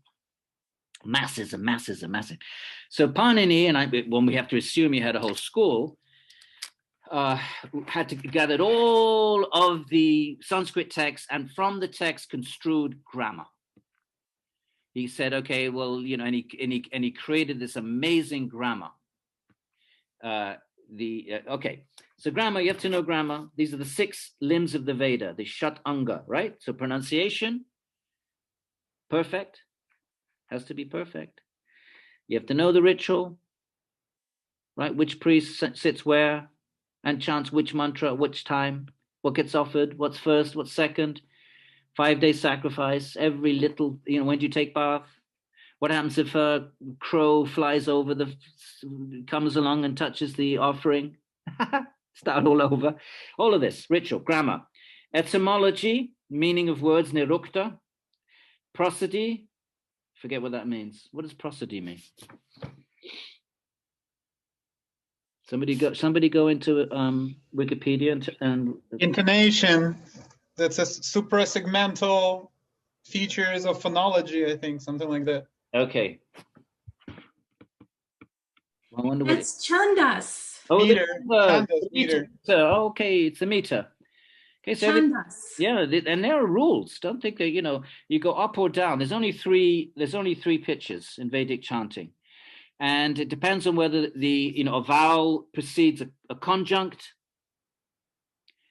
Is it a long vowel, a short vowel? But there's set rules, and that determines whether you go up or down or stay. Agnime hele purohitam yagnas. There's only 3. Yagnasya devam ritvijam. But when do you go up? When do you go down? This is all the rules, and there are different meters, many different meters. The Gita is shloka.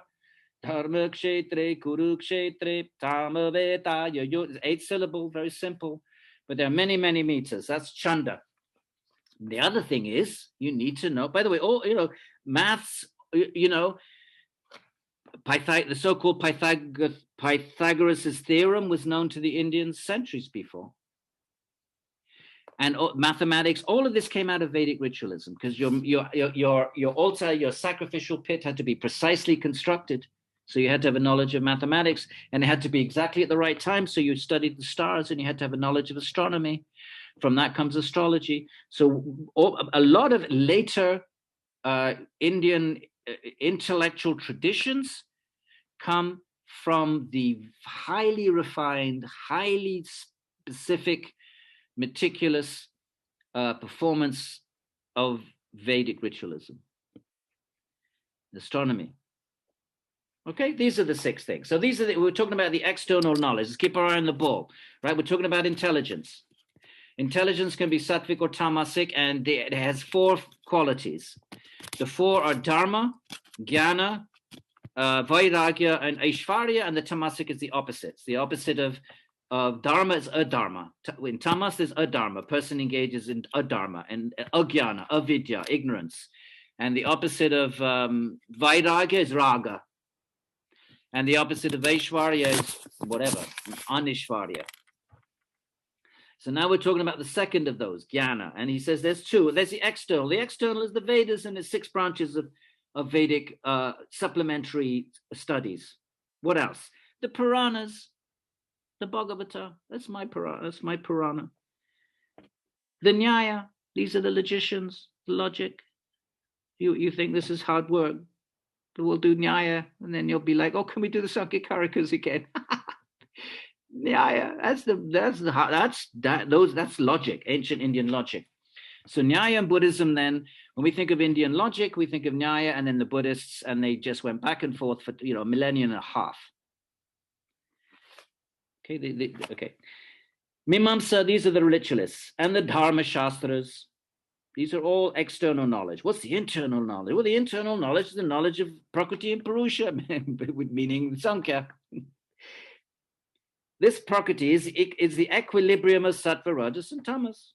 Spirit is perfect, free of Gunas, pervading, and it's chit, not intelligent. Intelligence here means chit. He keeps confusing his words. This is not intelligence, it's chaitana, awareness. Of these, from the external knowledge, what do you get from external knowledge? Well, you get celebrity, you get famous, you're a fancy Vedic ritualist, then the kings will hire you, they'll give you dakshin, they'll give you guru dakshin, they'll give you lots of money. So you get celebrity, you get fame, or you're a big pundit, you're a big, right, celebrity, and admiration from the people. We've seen the Brahmanas in India, even today, so get lots of respect. And what about the internal knowledge? Well, do you get any of that? No, liberation. Now, moving on to the third thing, vairagya. What is not vairagya? It's also twofold, external and internal. Okay, the third of the functions of Buddhi. Okay, what's the external one? Well, non-attachment is the freedom from thirst for the objects of the senses. Is one who is non-attached to these, right? So you don't want to, you're non-attached to eating, hearing nice things, smelling nice things. You're disinterested or detached from that. Right? Why? Realizing the defects of earning, protecting, decreasing, attachment, and injury. If you want to enjoy things, you want to enjoy the world, well, there's defects involved. What's the defect? We got to earn money then. If you want to enjoy yourself. Now you got to go out 9 to 5 and sit in an office or whatever it is to get your 2 moments of sense pleasure. You got to do, 2 days drudgery. So defects of earning, and then you got to protect it. Oh, now you've accumulated things. Well, people are going to want to steal it from you in some form or fashion. You got to protect it. Decreasing, well, it'll decrease. You got to keep adding to it. You got to keep maintaining it. You become attached to it. An injury, whatever that means. You're probably injuring others. So these are the defects of attachment of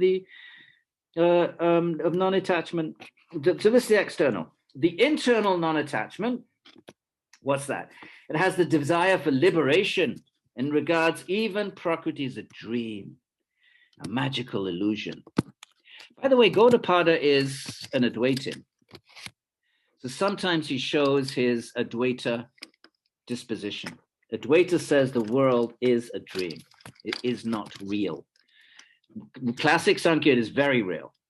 Does not follow Advaita Vedanta here. But Gaudapada, the commentator that we're reading, is actually the grand guru of Shankara, the famous Advaitin, 9th century, 8th, 9th century Shankaracharya is, of course, Advaita goes back before him, but he's the one who really systematizes Advaita Vedanta.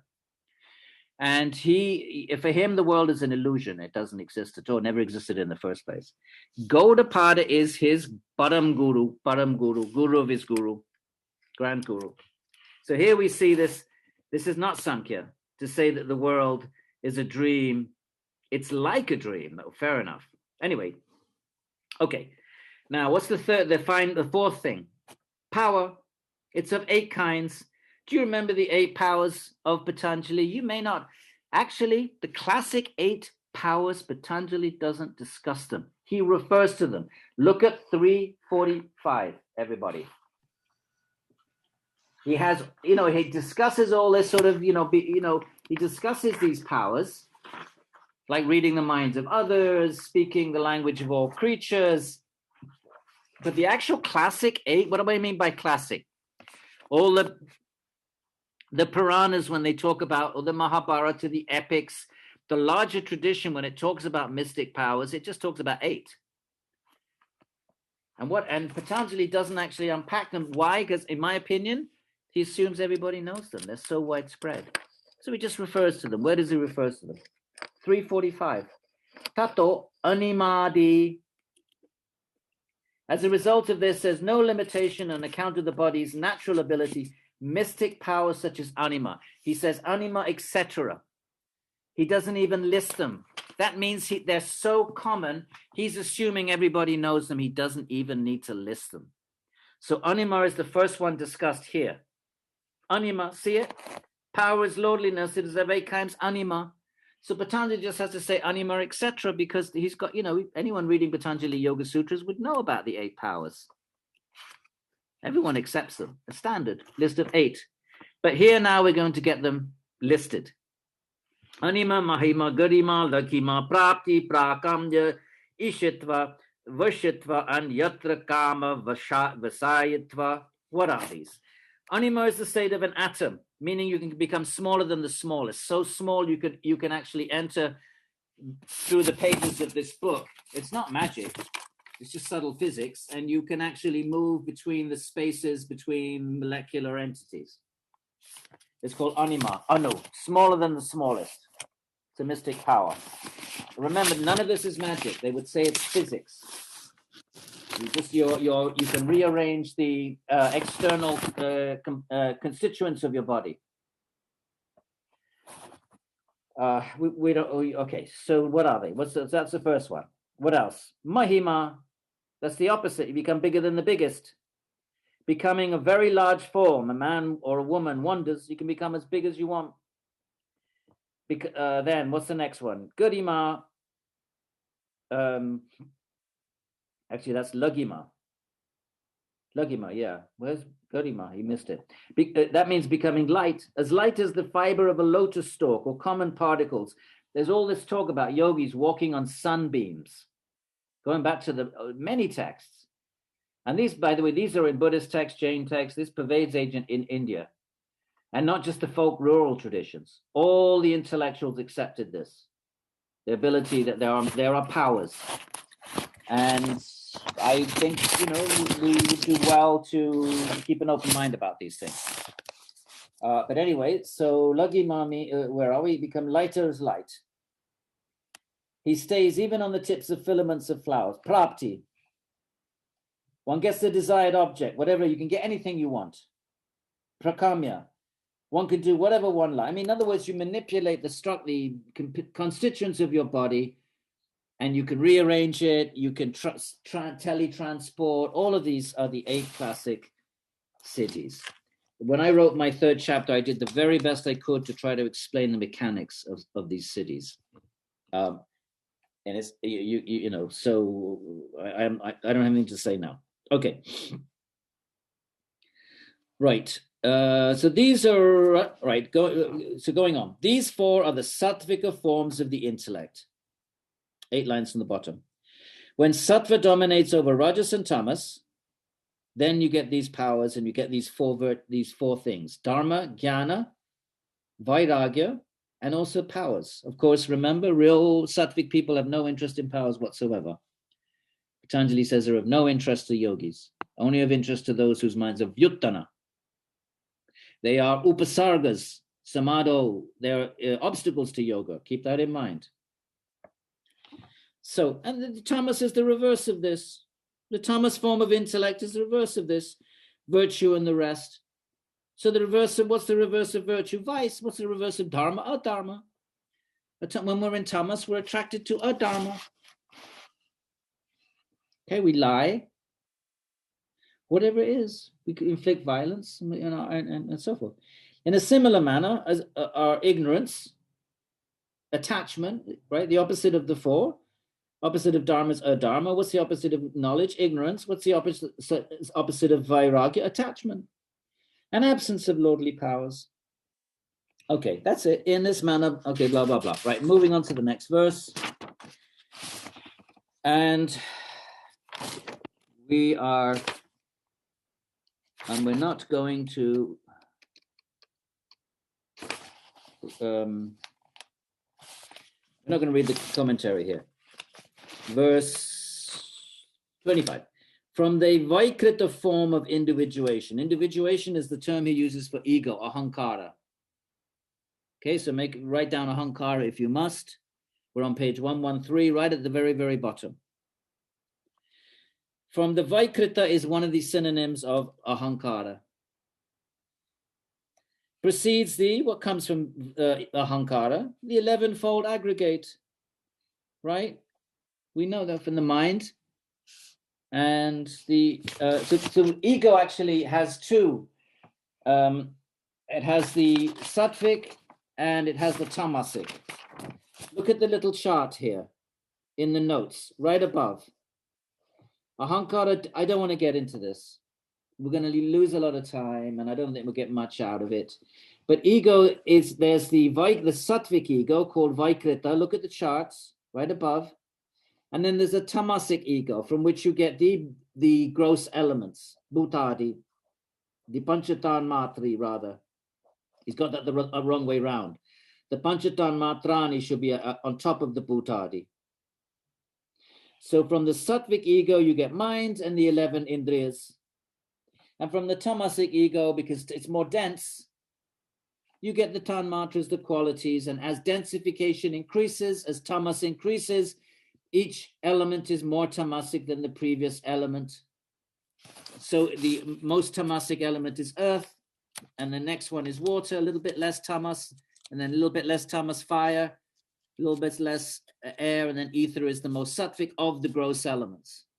Now, let's not get into that. We don't need all that. We're not going to get a lot out of it, unless you desperately want to. And we'll move on to 26. And we don't need to read the commentary here either. Straightforward. Organs of cognition that come out of this ego, the Ahamkara. By the way, it's not the gross eye.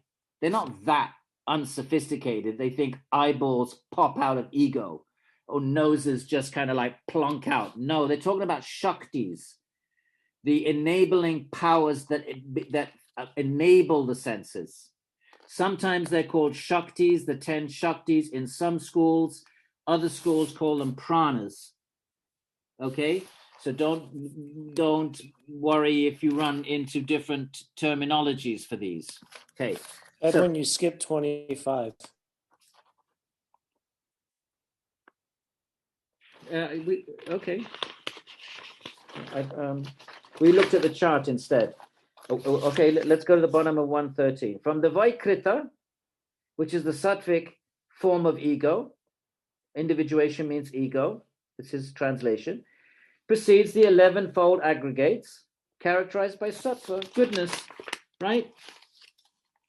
And so ego in Sattva, you get the 11, mind, the 5 knowledge senses and the 5 working senses, and from the tamasic ego, bhutadi form proceed the subtle elements. So when ego has more of a preponderance of tamas, you get the 5 qualities, and from the 5 qualities you get the 5 elements. Bhutadi is another word for ego. In this bhutadi form of individuation, the tamas dominates. Bhutadi means the gross elements. Okay, so ego, when there's more sattvic presence, from that ego emerge various powers, the mind, and the powers behind the knowledge acquiring powers and the action powers. The actual eyeball and the ear are made of the gross elements. Of course, they're not so stupid they didn't know that. It's not that eyes pop out of ego. These are shaktis that come from the ego. And then from when the ego then is more affected by tamas, the qualities, sound, touch, taste, in progression, emanate, and from the qualities come the gross elements. Earth, water, air, fire, ether. This is the Sāṃkhya metaphysics. So that's verse 25. All right. And now 26.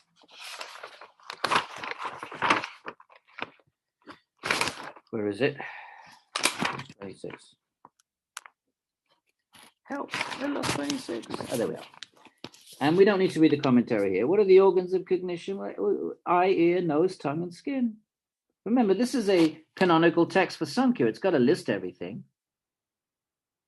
It's got to lay it all out. And then the other schools, then like yoga doesn't lay all this out because Samkhya's already done it. So yoga, anyone reading yoga, the assumption is you know your Samkhya metaphysics. You wouldn't be reading Yoga Sutras normally unless you know your Samkhya metaphysics. So someone has to lay out what the Samkhya metaphysics are, like 101 Samkhya.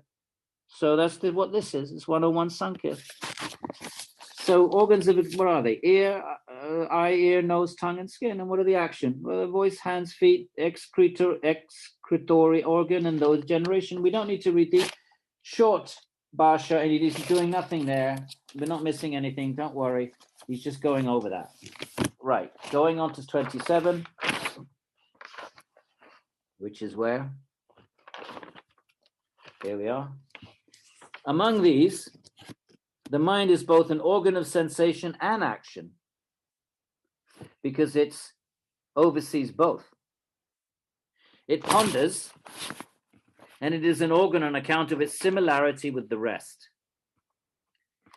They're all diverse. Why are they all diverse? Why do we talk about 5 different this and 5 different that and 5 different something else again? What makes them different? They're just the variation of the gunas. What's the difference between this red and this one? Well, the difference between the red, yellow, and blue. Any color is just, why is one color different from another? The proportionality of red, yellow, and blue. We have an infinity of colors. So what's the difference between the manas and, okay, well, maybe these are more sattvic and those are, basically they're more sattvic and basically more tamasic, but there's still differences between the sattvic group and the tamasic group. But what are the differences? The proportionality of the gunas. So we say these are mostly sattvic, but we're not 100% sattvic. These are primarily tamasic, but they're not 100% tamasic. So we have the proportionality of the gunas change, and we get these 25 things, or 23, because Purusha obviously is not made of gunas, and Prakriti just is the gunas. So 23 things, what's the difference between the 23? Just the proportionality of 3 gunas, that's all. So they are diverse due to specific modifications. Parinama, you know the word parinama. Why is everything suffering for the Vivekanaha? Parinama, always changing, always changing. So they're just the changes of the guna. So all of this reality, every single thing, every snowflake is different from another snowflake. Think how many snowflakes there are. Everyone is uniquely different. Why?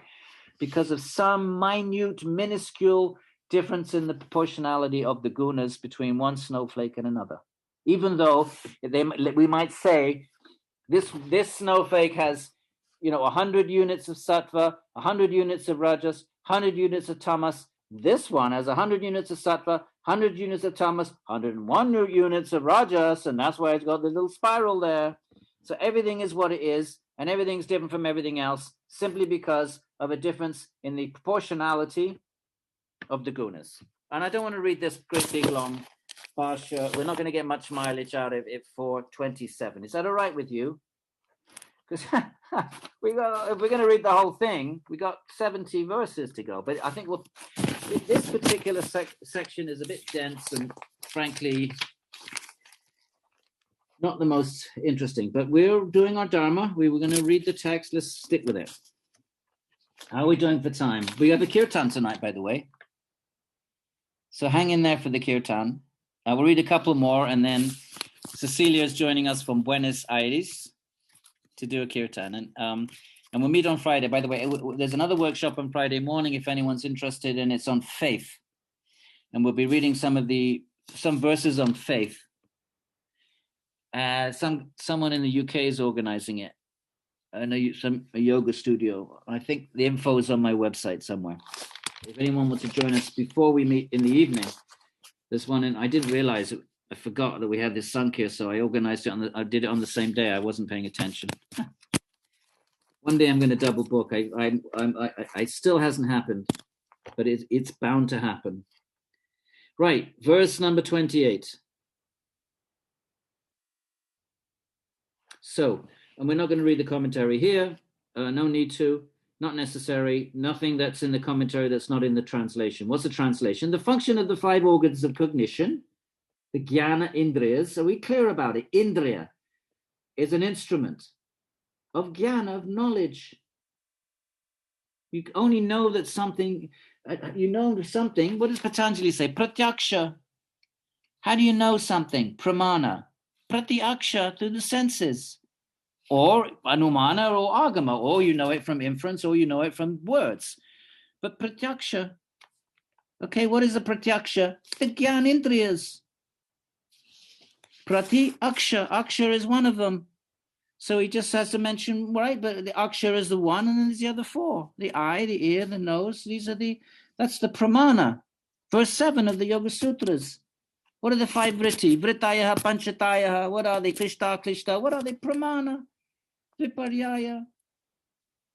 What else? Pramana, Viparyaya, Vikalpa, Nidra, Smriti. What's the first one? Pramana. What's pramana? What's pramana? It is, what's pratyaksha? Pramana is pratyaksha, anumana, aga. What's pratyaksha? The jnana indriyas. Knowledge attained from jnana indriyas. So what are the jnana indriyas? The function of the 5 organs of cognition in respect to sound, and the rest is observation, pratyaksha, bare awareness through the senses. You just know them. You can't do anything though if you didn't have karmendriyas. You'd see there was a cup over there, and you could say, and you couldn't do anything about it though unless you had karmendriyas. You just perceive it. So having knowledge of it's useless. If you don't have karmendriyas, there's nothing you can do about it. You can't enjoy. How can you enjoy Prakriti? Prakriti is there to give you enjoyment or liberation. As long as you think, oh, I have, there's some desire will make me happy. As long as you think, oh, I have a desire, if I fulfill it, I'll be happy. This is the big Maya. What is it, right? Everybody thinks, what do you think? If I had some money, I'd be happy. If I had a soulmate, I'd be happy. If I had whatever, all these illusions we have, right? So they're all illusions. But if we didn't have karmendriyas, we couldn't even try to experience them. So jnanendriyas are useless without karmendriyas. So he said, so the functions of the 5 organs of cognition in respect to sound is observation only, bare awareness, just knowing them, nothing else. Well, you want to do something about it? Well, then the functions of the 5 organs of action. Now you have organs that allow you to do stuff like speech, grasp, motion, excretion, and delight, sexual enjoyment. So these are the 10 indriyas. Okay, so that's verse 28. I want to just, can we get to 30? Okay, 29. Of the 3 internal organs, the functions, vrittis, actually, the term in Sanskrit is vritti, are their respective characteristics. Okay, intelligence determines things, mind processes things, systematizes things, ego individuates things, brings them under the rubric of I. If you didn't have an ego, there's a word for it in psychology. People don't have a sense of ego. You can't function. You have no sense of difference between you and the you. How could you function? If you didn't have a sense of centeredness, and what would be the difference between you and the table then? How could you function if you had no idea that you and the table were different? Imagine the problem. So therefore, there's an ego. So each of the functions are their respective characteristics. Each of them have just like the 5 organs have their characteristics, right? One can see and only see. Ear can hear, but only hear, can't do anything else. The tongue can taste. Likewise, the hands only can grasp. So they each have a specific characteristic. Well, likewise with the internal organs, they have a specific characteristic. Intelligence is the determinator. Remember the example. This is a cup. That's a cloth. Mind is sankalpa, the systematizer. It's all of this data is pouring in through the senses. Think about it when you're walking down the street. Think of all the noises, all the sights. You're blocking out 90% of that. Well, who's the you that's blocking it out then? Mind. Right? If you stop for a minute now, just pay attention to your apartment. Are there noises there? Maybe the fridge, maybe the bathroom. Were you aware of it a minute ago? No. Does that mean the noise wasn't there? It was. Well, why? How that sound was going in through your ear? So how come you weren't a minute ago before I said that? How come you weren't listen? You didn't hear that buzz or the cars in the street? Because something's blocking it. What's blocking it? That's mind, the manas. That's the each has their function. So the mind is kind of all the data is coming in, and the mind's kind of figuring out what's important, and organizing everything. But then it has to present it to through the ego. There has to be a sense of this belongs to me in some sort of way. And then the intelligence says, okay, this is important. Wait, there's a red start. There's a red. Got to stop. Break. Intelligence then is the determinator. This is this and that is that. But something is sorting through all of that massive data pouring in through the senses. That's the mind. So of the three internal organs, the functions are their respective vrittis. The vrittis are the functions, the vrittis. Vrittis used in many different ways. Even in the Yoga Sutras, used in three ways. You have the chitta vritti. You have the pranayama vritti, remember? The pranayama, you have the some vrittis there somewhere in the pranayama verse, and then you have guna vritti somewhere else in the Yoga Sutras. So vritti just means to turn, just means a revolution. And we think of it as chitta vritti nirodha because that's the t-shirts we make. But vritti can mean anything that revolves is a vritti. All right. So of the three internal organs, the functions are their respective characteristics, which he's just described. These are peculiar to each. Peculiar meaning each one has its specific. Some of the English is a little bit, archaic. And we must thank, Manikar for giving us. We don't want to criticize his English. He's done a great job here. He's provided a text, but nonetheless, there are peculiar. Let's say we can fine-tune the language just to make it peculiar to us means weird or odd. That's not what he means. He means that each one has a characteristic specific to it, which is not shared by the others. That's what he means by peculiar to it. Specific would be a better term. So these are peculiar to each. The common function of these internal organs is breath and the rest of the five vital airs. Do you want to read about the pranas? Or are we getting tired and had enough? We can stop now, or if you want to read about the pranas,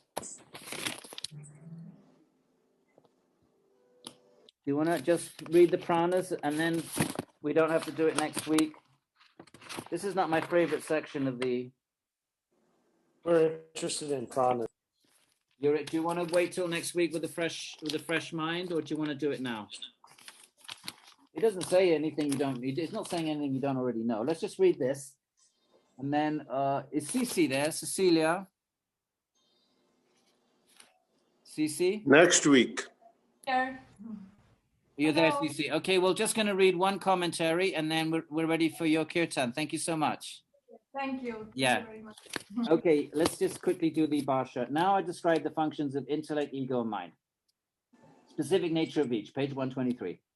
Means the nature of its own characteristic. Right, each of them, intellect has its characteristic, ego has its, and mind has its. It's given in their definitions. He's already discussed that, right? The definition of intellect was been given. What was it? Determination, to determine. Remember, this is a cup. That's. चलो कानून लगा लेते हैं. नहीं चल. भैया जी आप तो बंद कर दीजिए. There we are.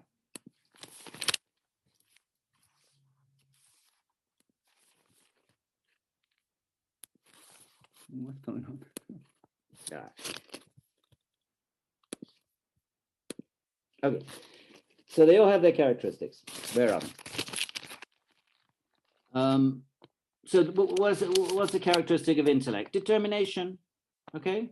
And that's the function of intellect, to determine, to distinguish one thing from another, deliberate, to, make decisions, essentially.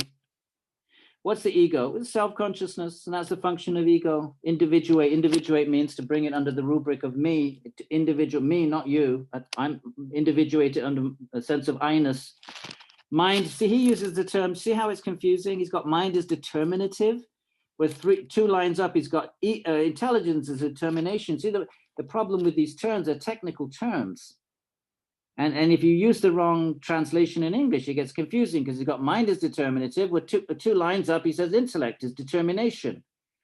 The Sanskrit term is sankalpa. I would take that as systematize. It engages in systematizing. So mind is a systematizer, is a definition of mind. Therefore, the function of mind is systematizing, reflection, not in this deliberate, not determining, but just reflecting, sorting through things. It's also the seat of emotions. They don't say it here, but other texts, the emotions are lodged in the mind. Mind is the emotional body. Memory, I've seen memory located in the Buddhi, and I've also seen it located in the mind. So don't, by the way, there's going to be lots of schools of Samkhya, and they're going to have little differences, so don't get confused. You say, oh, I read in this text over here, it says this, and now this text, there'll be differences, just like any other field of knowledge. Modern psychology, there are little differences here and there, and big differences. So, okay. Of the three, intellect, ego, mind, the function is the specific nature of each. Each has a specific nature. The functions of the intellectual organs are already explained. Like those of the organs of action are specific, right? Each organ of action is specific. Eye sees, nose smells, hand grasps. So the same way the internal organ, each is specific. That's all he's saying. Now, what about that common function? The verse spoke about a common function. Well, what's that? If they were specific, what they got in common? Well, the common function of the organs is the function of the organs which is common to them. He's just being very precise. What's common to them? The 5 pranas are common to all of them. The 5 vital airs prana, they pervade the gyanindriyas, the karmindriyas, also the internal Buddhi and Ahamkara, so they're common. Prana, apana, samana, udana, vyana are the common function of all the organs. Why? Well, the air named prana is perceptible in the mouth and the nose and in all the organs, and its circulation is the common function of the 13 organs. Prana pervades them all. So they may have their own specific jurisdiction, but they also have a commonality. What's the commonality? Prana. Okay. Since when prana is there, the organs come into being, have an existence. Now, I told you that these, the Shakti and prana, the senses can only function when they're animated by prana, which Advaita Vedanta calls Shakti, the 10 Shakti, the 5 Shaktis or the 10 Shaktis. And some texts talk about 10 pranas. So whatever these pranas are, they're psychic. It's not just air. It's not air.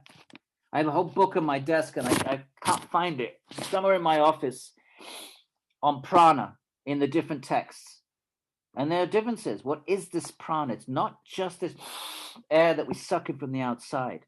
Some texts say, Vijnana Bhikshu says it's air mixed with buddhi, intelligence.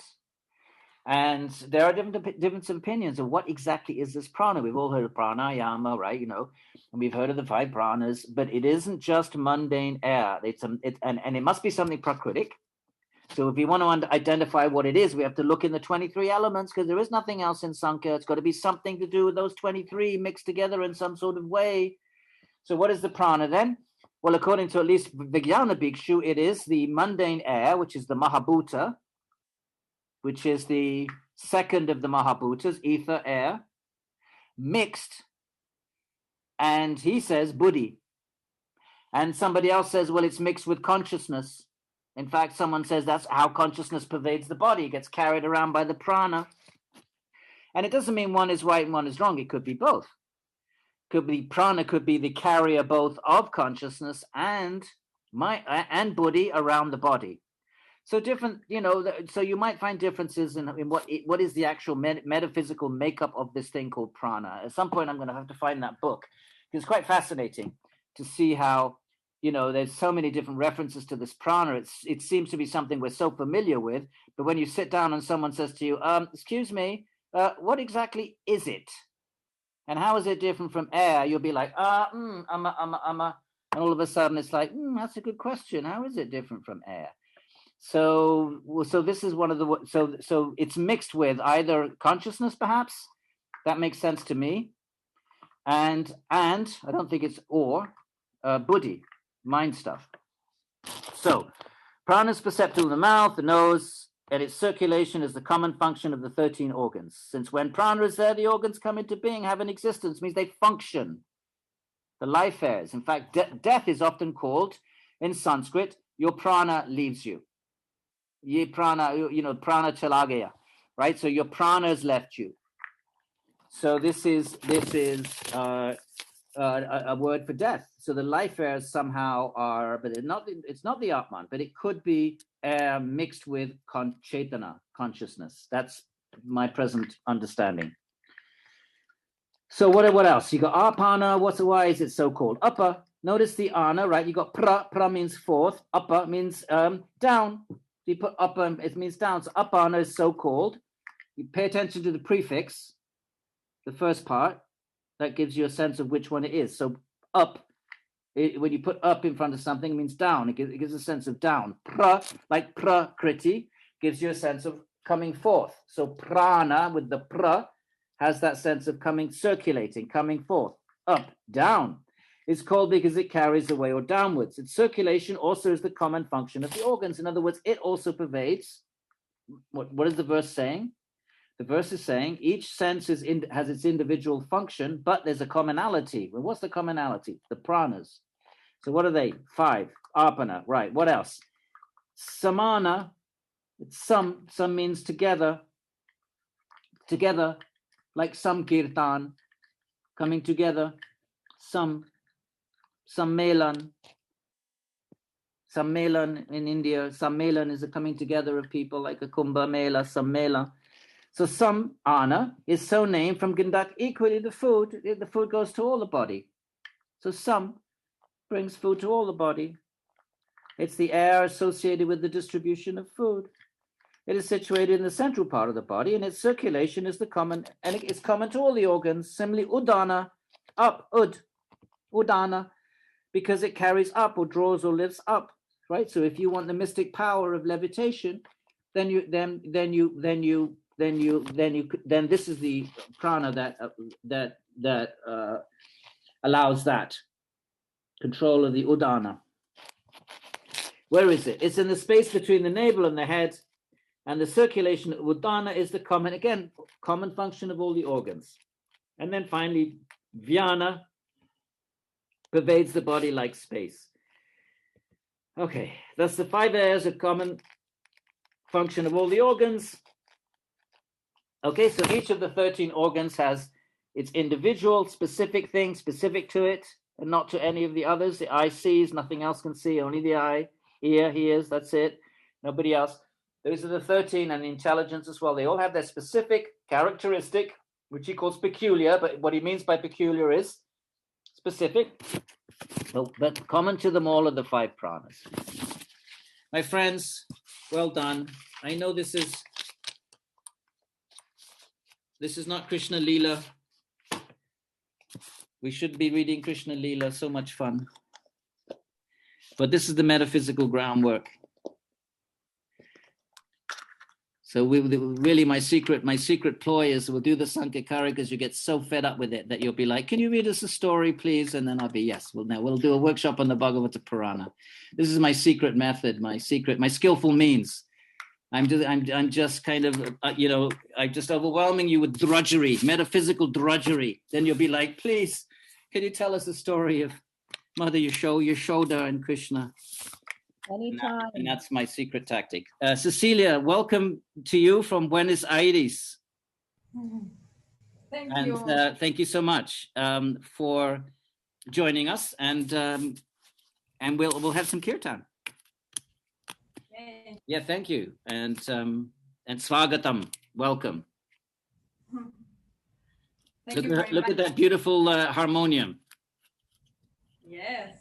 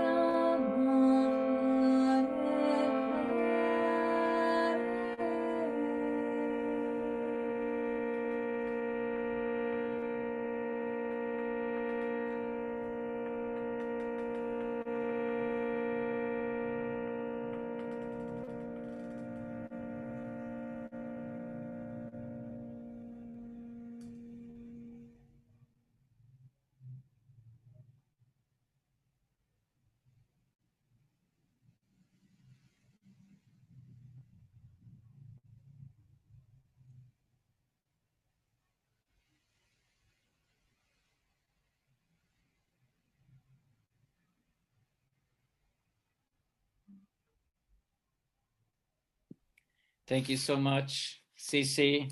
That was so beautiful. Thank you. And the other end of the spectrum from the Sāṃkhya Kārikās, from dry jnana to the bliss of bhakti. And that's where we hopefully will end up. All of us will do our metaphysics, we'll get the pieces in place, but then the grand finale is going to be Bhagavan. So that's the plan. Thank you so much, Cece. And yeah, and I'm so glad you're doing kirtan, and then I made the comment about the harmonium because that comes from the best harmonium store in India. Actually, it's a place in Delhi, run by Sardars, by Sikhs. So Cece picked it up from Vrindavan, actually. So it was quite a story getting the harmonium. So I'm so glad it's being used. Cece, thank you so much. And thank you. And will you join us again another time? Sure, whenever you want. Well, let's see if we want to keep going. But I'll take it. I'm sure most of you need to go. But if there's any questions, I'll linger for a few minutes. Do you have any questions? Anybody? Don't ask me anything about pranas. I don't know much about pranas. I have a confusion with Samkalpa. Yeah, I thought that Samkalpa is resolution. It can mean that. These terms can mean so many things. Look, let me give you. I was wondering if somebody was going to ask that.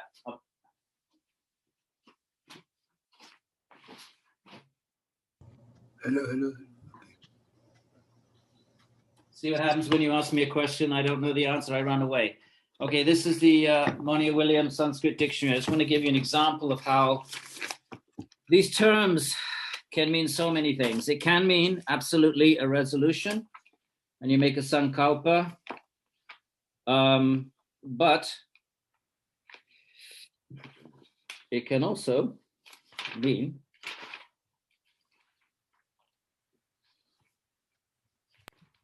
6 pages. It comes from some clip is the Sanskrit root, okay? So, okay, let's just go to sankalpa. Right, conception or idea or notion formed in the mind or heart, will, volition, desire, purpose, definite intention or determination or decision or wish. A lot of this sounds more like Buddhi. Sentiment, conviction, persuasion, okay, idea, expectation, vow, determination, and on and on and on. So, yes, it definitely can mean that what it has that sense primarily. I don't know why the Sāṃkhya Kārikā associates it with manas. I'm not sure it's the best word for manas, but that's what it says in the text. And that's kind of why I glossed over it a bit. I didn't linger too much on that because for me, it's slightly problematic because sankalpa it also seems to overlap with functions of Buddhi. So I prefer to think of it as a systematizer. But there you have it. Those are some of the, and sankalpana. That's some of the range of meanings of the word. I know that wasn't helpful, but that's what we're up against. No, I get it. I get it. It's like with the other words, it's different from what I little know. Yeah, these words could mean different things in different contexts, and why this Karika decides to gloss manas with sankalpa, which could really be a quality of the Buddhi. I don't know.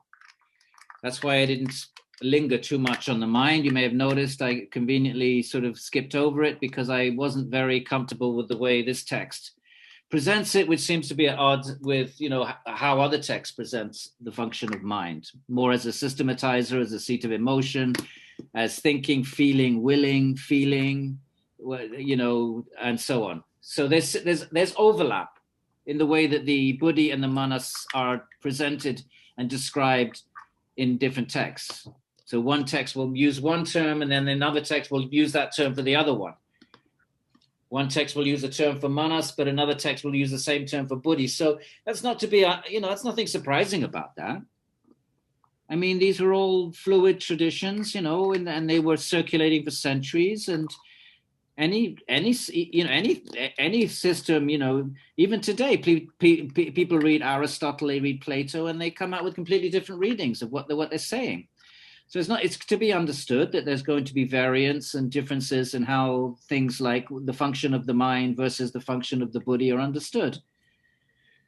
But I didn't feel this text did a particularly clear job, for me anyway, of defining the function of mind. Edwin? Yeah. You said that the soul is individualized in Samkhya, but in Vedanta, it's not? In Advaita Vedanta. In Advaita Vedanta. And that's one of my big pet peeves, that Vedanta writ large, it tends to be correlated in the West with Advaita Vedanta. Advaita is one sub-school of Vedanta.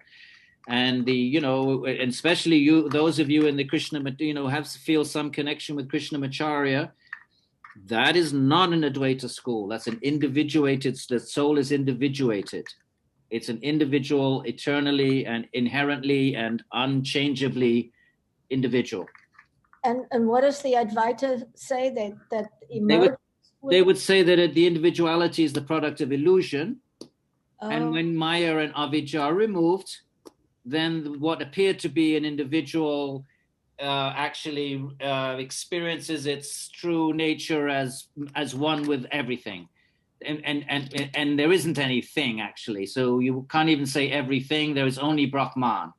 And when Maya is removed, the world evaporates, the individuality of the soul evaporates, and all that is left is all-pervading, infinite, omnipresent Brahman. And at that point, there's no difference between my Atman and your Atman or anybody else's Atman. It's just one cosmic, all-pervading Brahman. That's Advait, no duality. Dva, no two, no Dva, Duo, no two, not one soul and another soul, only one soul.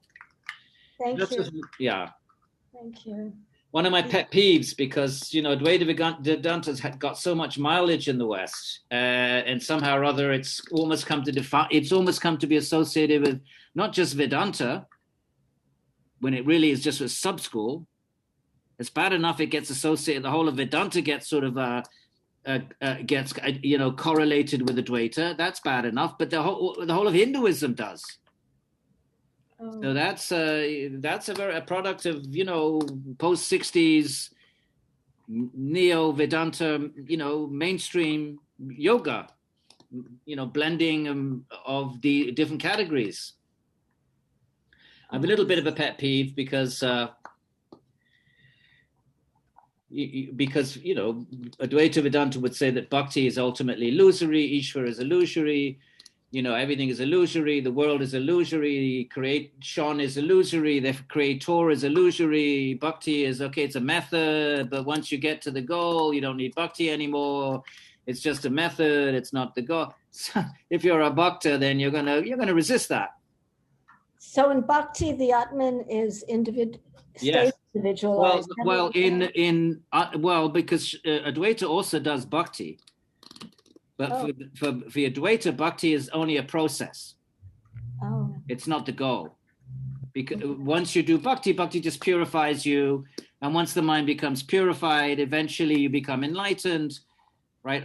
And what enlightenment means, realizing there's no you, there's no other, there's no world, there's no Ishvara, there's only all-pervading Brahman. I see. Okay. Thank you. So therefore, bhakti is it's not ultimate. Well, for the differentiated schools, that there's a difference. There's a real Ishvara, a real soul, real individual.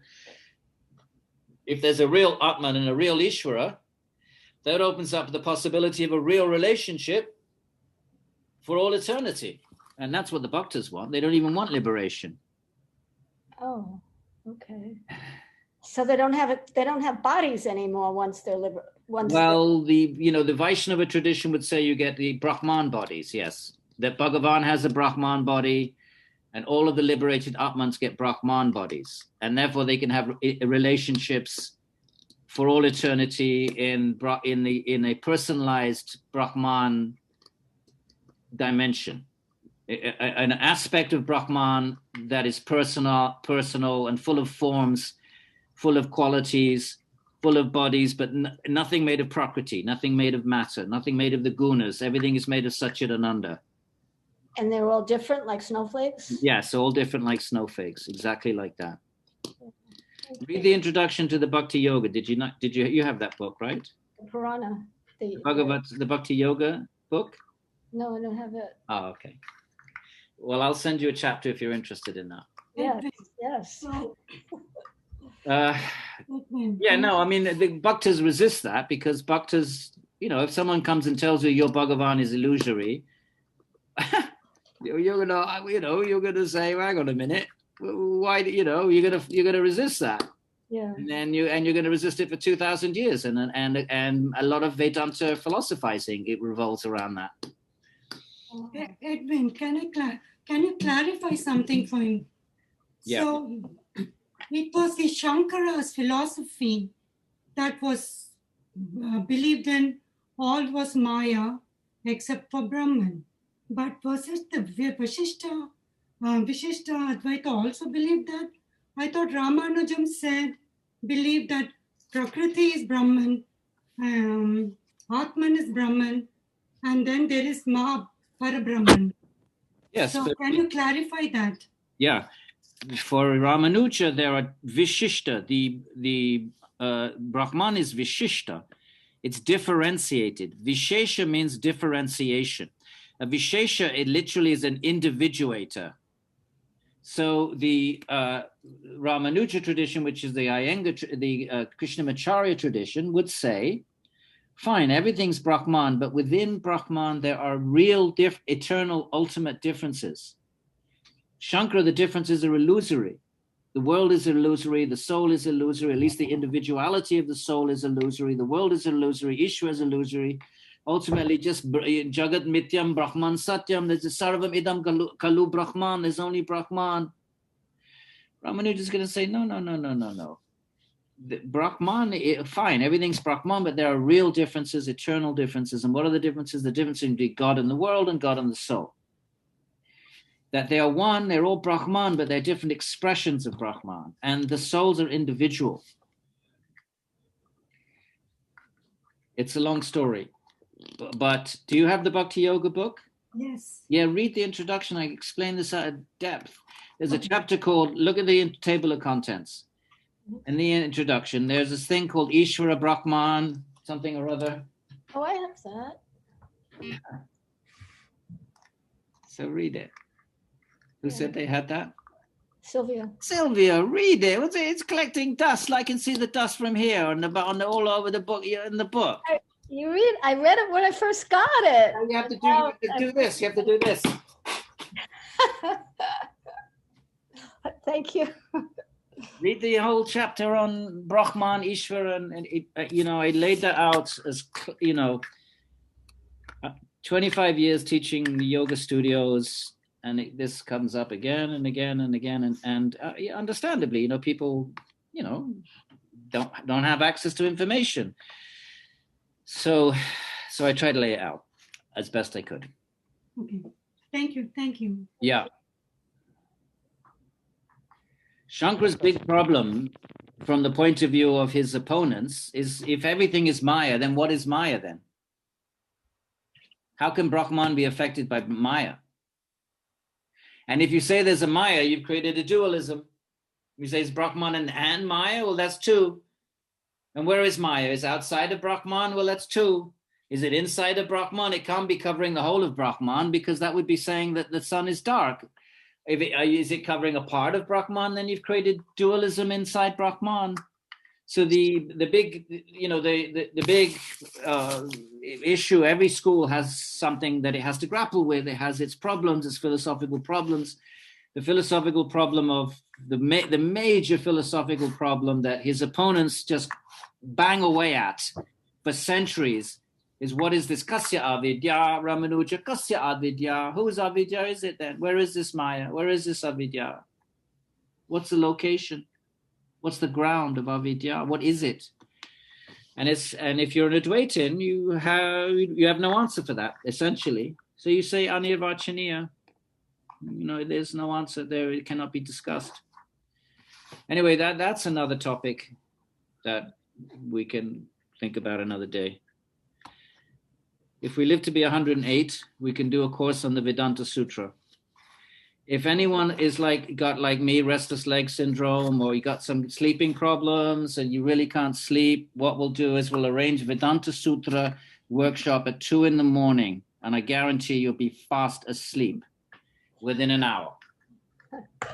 It's got some cool stuff. I'm being facetious. It's got some cool stuff, but I mean, basically it's come to Vedanta has, strangely, if you read the Vedanta Sutra, I mean, it's all anyway.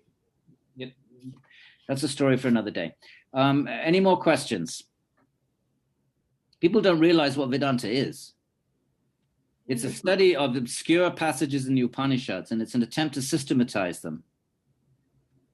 We use the term Vedanta very broadly now. The term comes to mean, yoga and pranayama, and it just comes to mean, just Hinduism.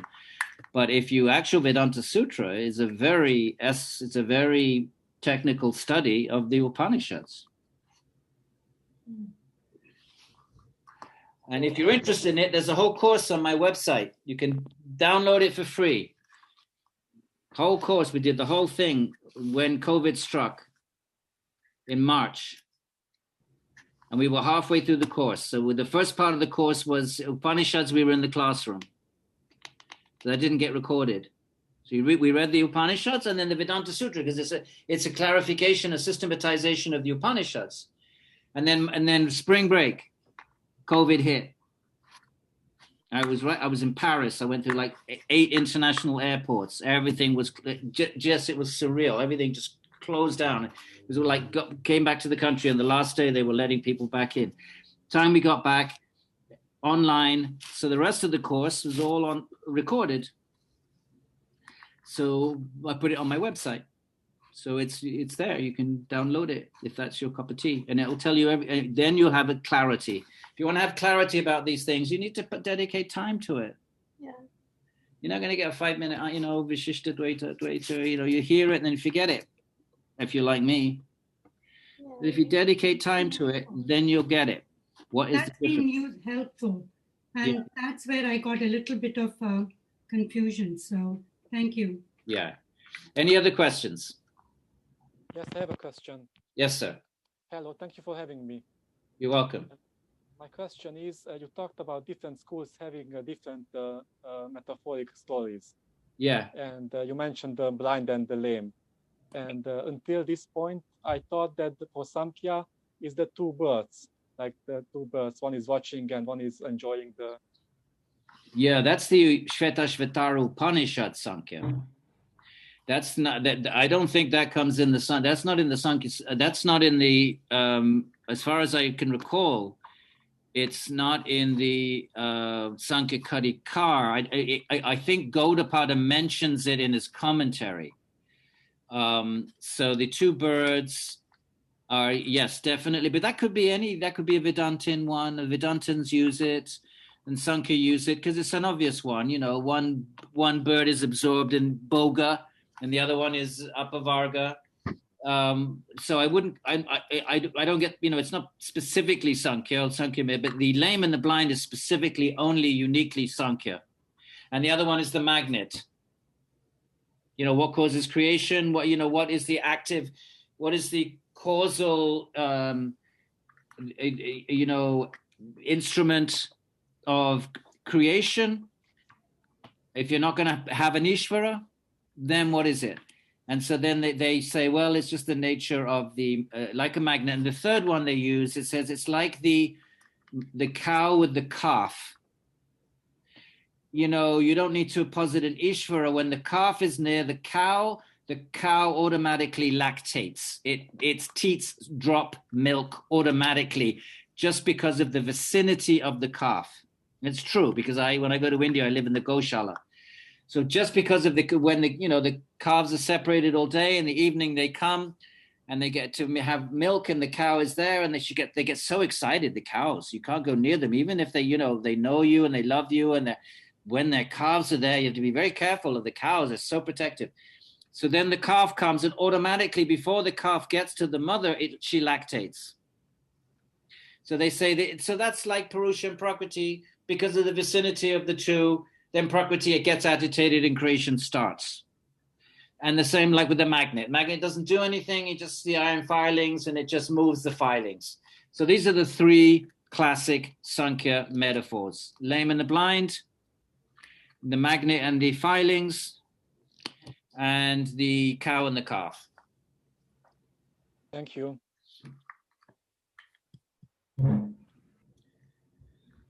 Other questions, my friends?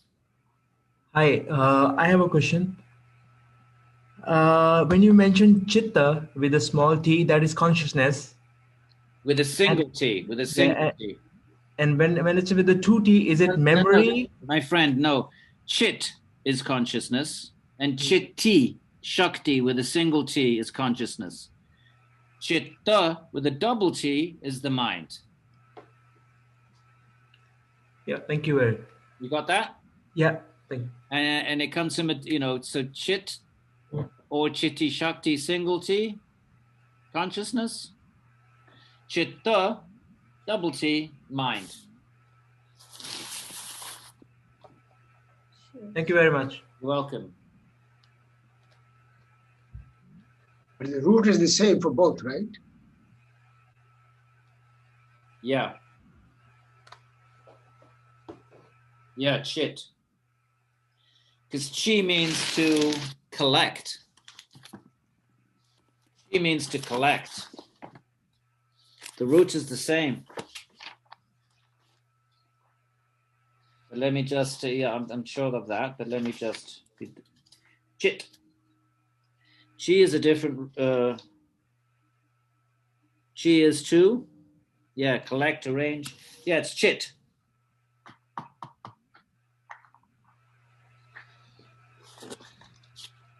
This is what happens when you do too much translation. Any other questions, friends? Brian, can I, you may not want to take it this time, but I would like to understand the concept of this working of manas, buddhi, and ahamkara through an example. So, for example, I set my alarm for 6 o'clock in the morning at night, and when the alarm goes off, I switch it off and I go back to sleep. Now, how does all this fit into the functioning of manas, buddhi, and ahamkara? Who's doing what? What's happening where? Etc. Well, the mind is, so the senses are, so the ear is receiving the sound, and the mind then is then recognizing the sound, responding to it, categorizing it, becoming aware of its function, of what it is in the scheme of things. The mind and the ego then is obviously, there's a sense of I am hearing the sound. And then the mind then presents that information, and the mind is also of emotions. So, it's feeling lazy, it's lethargic. So then the mind presents the information to the intelligence, and the intelligence is the one that says, okay, you know what? Turn off the alarm, sleep another 10 minutes, hit the snooze button. The determination is the final, the intelligence is the final determinator of action. But who determines whether to switch it off or to get up and then do the work that I intended to do? The intelligence. Well, the mind is more. What's the differentiator there? Who differentiates that? What? The intelligence is the one that's making the ultimate decision about whether to sleep or get up. The mind is mostly just sorting through the information, the data. The data is the alarm clock has gone off. Recognizing it, maybe having an emotional reaction to it, but ultimately and if the mind is in control, like the Gita, the chariot here, let's use a metaphor from the Shvetashvatara, the old metaphor. Chariot, that's the body. Passenger, soul, just sitting in the chariot. 5 horses, senses. Reins of the mind. They're controlling the horses. They're each, and then there's a chariot driver that is determining, okay, go straight, slow down, go left, go right. So in that metaphor, then the senses are the horses, but the mind is, the mind is controlling or organizing or in direct contact with the senses. But ultimately, it's the driver. The actual driver has to hold the reins. And the example is given that if the mind is too strong, the senses are too strong, and they overrule the mind and the intelligence, and then the senses can drag the chariot all over the place. And that's condition, that's samsara. That's samsaric life. So the intelligence is to be firmly situated in svadhyaya, in knowledge, and it has to control the mind. But the mind is the one directly interfacing with the senses. It then provides the information to the intelligence. Alarm clock goes off. It's the mind that understands it's an alarm. Maybe there were other noises in the street that, cars going by, but the mind blocks that out. But it is able to understand that the difference between the alarm going off and the car driving, maybe the noise is the same decibel, but the mind is able to blocks out what's not relevant. But the alarm goes off, the mind knows this is relevant, but it's also feeling lazy, tamasic. So then it's receiving the sound, it's organizing it, it's distinguishing it from other sounds, but then ultimately it presents it to the intelligence making that call about whether to sleep. It's okay, you can get away with it another 10 minutes. You don't have to, today, next to 10 minutes, or not. No, you got to get up, having a meeting. That sort of, so if we remember the Karika, it is the determination, the determinator. Is it a cloth? Do I have to get up or can I stay in bed? That kind of judgment, the ultimate judgment is the function of Buddhi. Manas is the systematizer, the sorter. What's the role of the ego there, Ahamkara? Well, if you didn't have an ego, it wouldn't be, how would it be you listening to the alarm? There would be no difference between you and the alarm. You'd hear a noise, you'd think you were that noise. You think are your bed. You think you are your room. There wouldn't be any demarcation between me and other. Why would you get out of bed? You are the bed. That wouldn't be bad. Well, I wouldn't mind losing my ego for a couple of hours in the morning.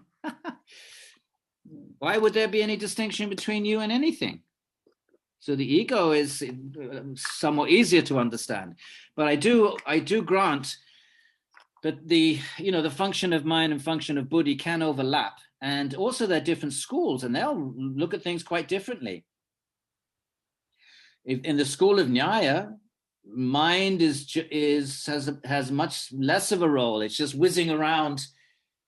Even in Nyaya, mind is immediate contact with the senses, and it's organizing the sense data. There's a massive data coming in all the time, sounds, smells, and mind is blocking out most of it. I mean, everybody take a breath. Isn't there some smell in the air? I don't mean to be offensive, but there's probably maybe there's some smell somewhere, but maybe you want to, if you're not aware of it, or sounds. Certainly how about your body? How about you're sitting on the chair? Now put the mind to your backside, and you've been sitting there for 2 hours. Well, now you're aware of it. But you weren't aware of it a minute ago, but was that sensation not there? Was the sensation of your body putting weight on your backside, was that not there 2 minutes ago? Of course it was. So your mind is blocking out most of the sensual information coming into it. But then something particularly important, like there's a loud noise outside, bang, and all of a sudden that noise is different from the background buzzing of the fridge. So then the mind presents that to the intelligence. And the intelligence says, well, maybe there's a car accident, maybe I can run out and help. And so it makes a decision about how to respond to that. But so the mind is the immediate organizer. Now, not in this text, but other texts, they also speak of the mind as the seat of emotions, not the Buddhi. Where's emotions? Feelings, happiness, distress, right? This is the Gita, Sukha, Dukkha. It's all associated with the mind. Sukha, Dukkha, that's not intelligence, it's mind. Happiness, distress. So, different texts are going to pick up on different things, and you kind of have to put it together. And we're reading the Sāṃkhya Kārikā. Why are we reading the Sāṃkhya Kārikā? Whose idea was this, apart from mine? Whose idea was this? But now we're in it, and we are going to finish it. That's our dharma. Like it. But this is good groundwork for you, my friends, because all of this is all pervading the Yoga Sutras. And do a little tapas. It's like asana. Do a little tapas, and you get the fruits later on. Stick with it, and I think we'll pick up a bit more speed. We're on 30 now? What did we just leave off? 30? Did we do 30? 29. We did 39? 29. No, just 30. Oh. No, we haven't done 30 yet. All of this stuff you'll bump into. So just like yoga asana, do your work, and then you'll get the benefit. One last question. So I bid you all good night, and we'll see you next week, okay? Jai Sri Radhe Shyam, Sri Radhe Shyam. Enough of this jnana. We've been rolling around on the floor chanting the name of Bhagavan. That's where we're going to end up. All this jnana. It's just a headache. Get a headache. Have a good night, everybody. I'm kidding. Not really. I'm only half kidding. Thank you, Edwin. Good night. Good night. Thank you so much. Good night. Good night. Thank you. Thank you. Good night. Night.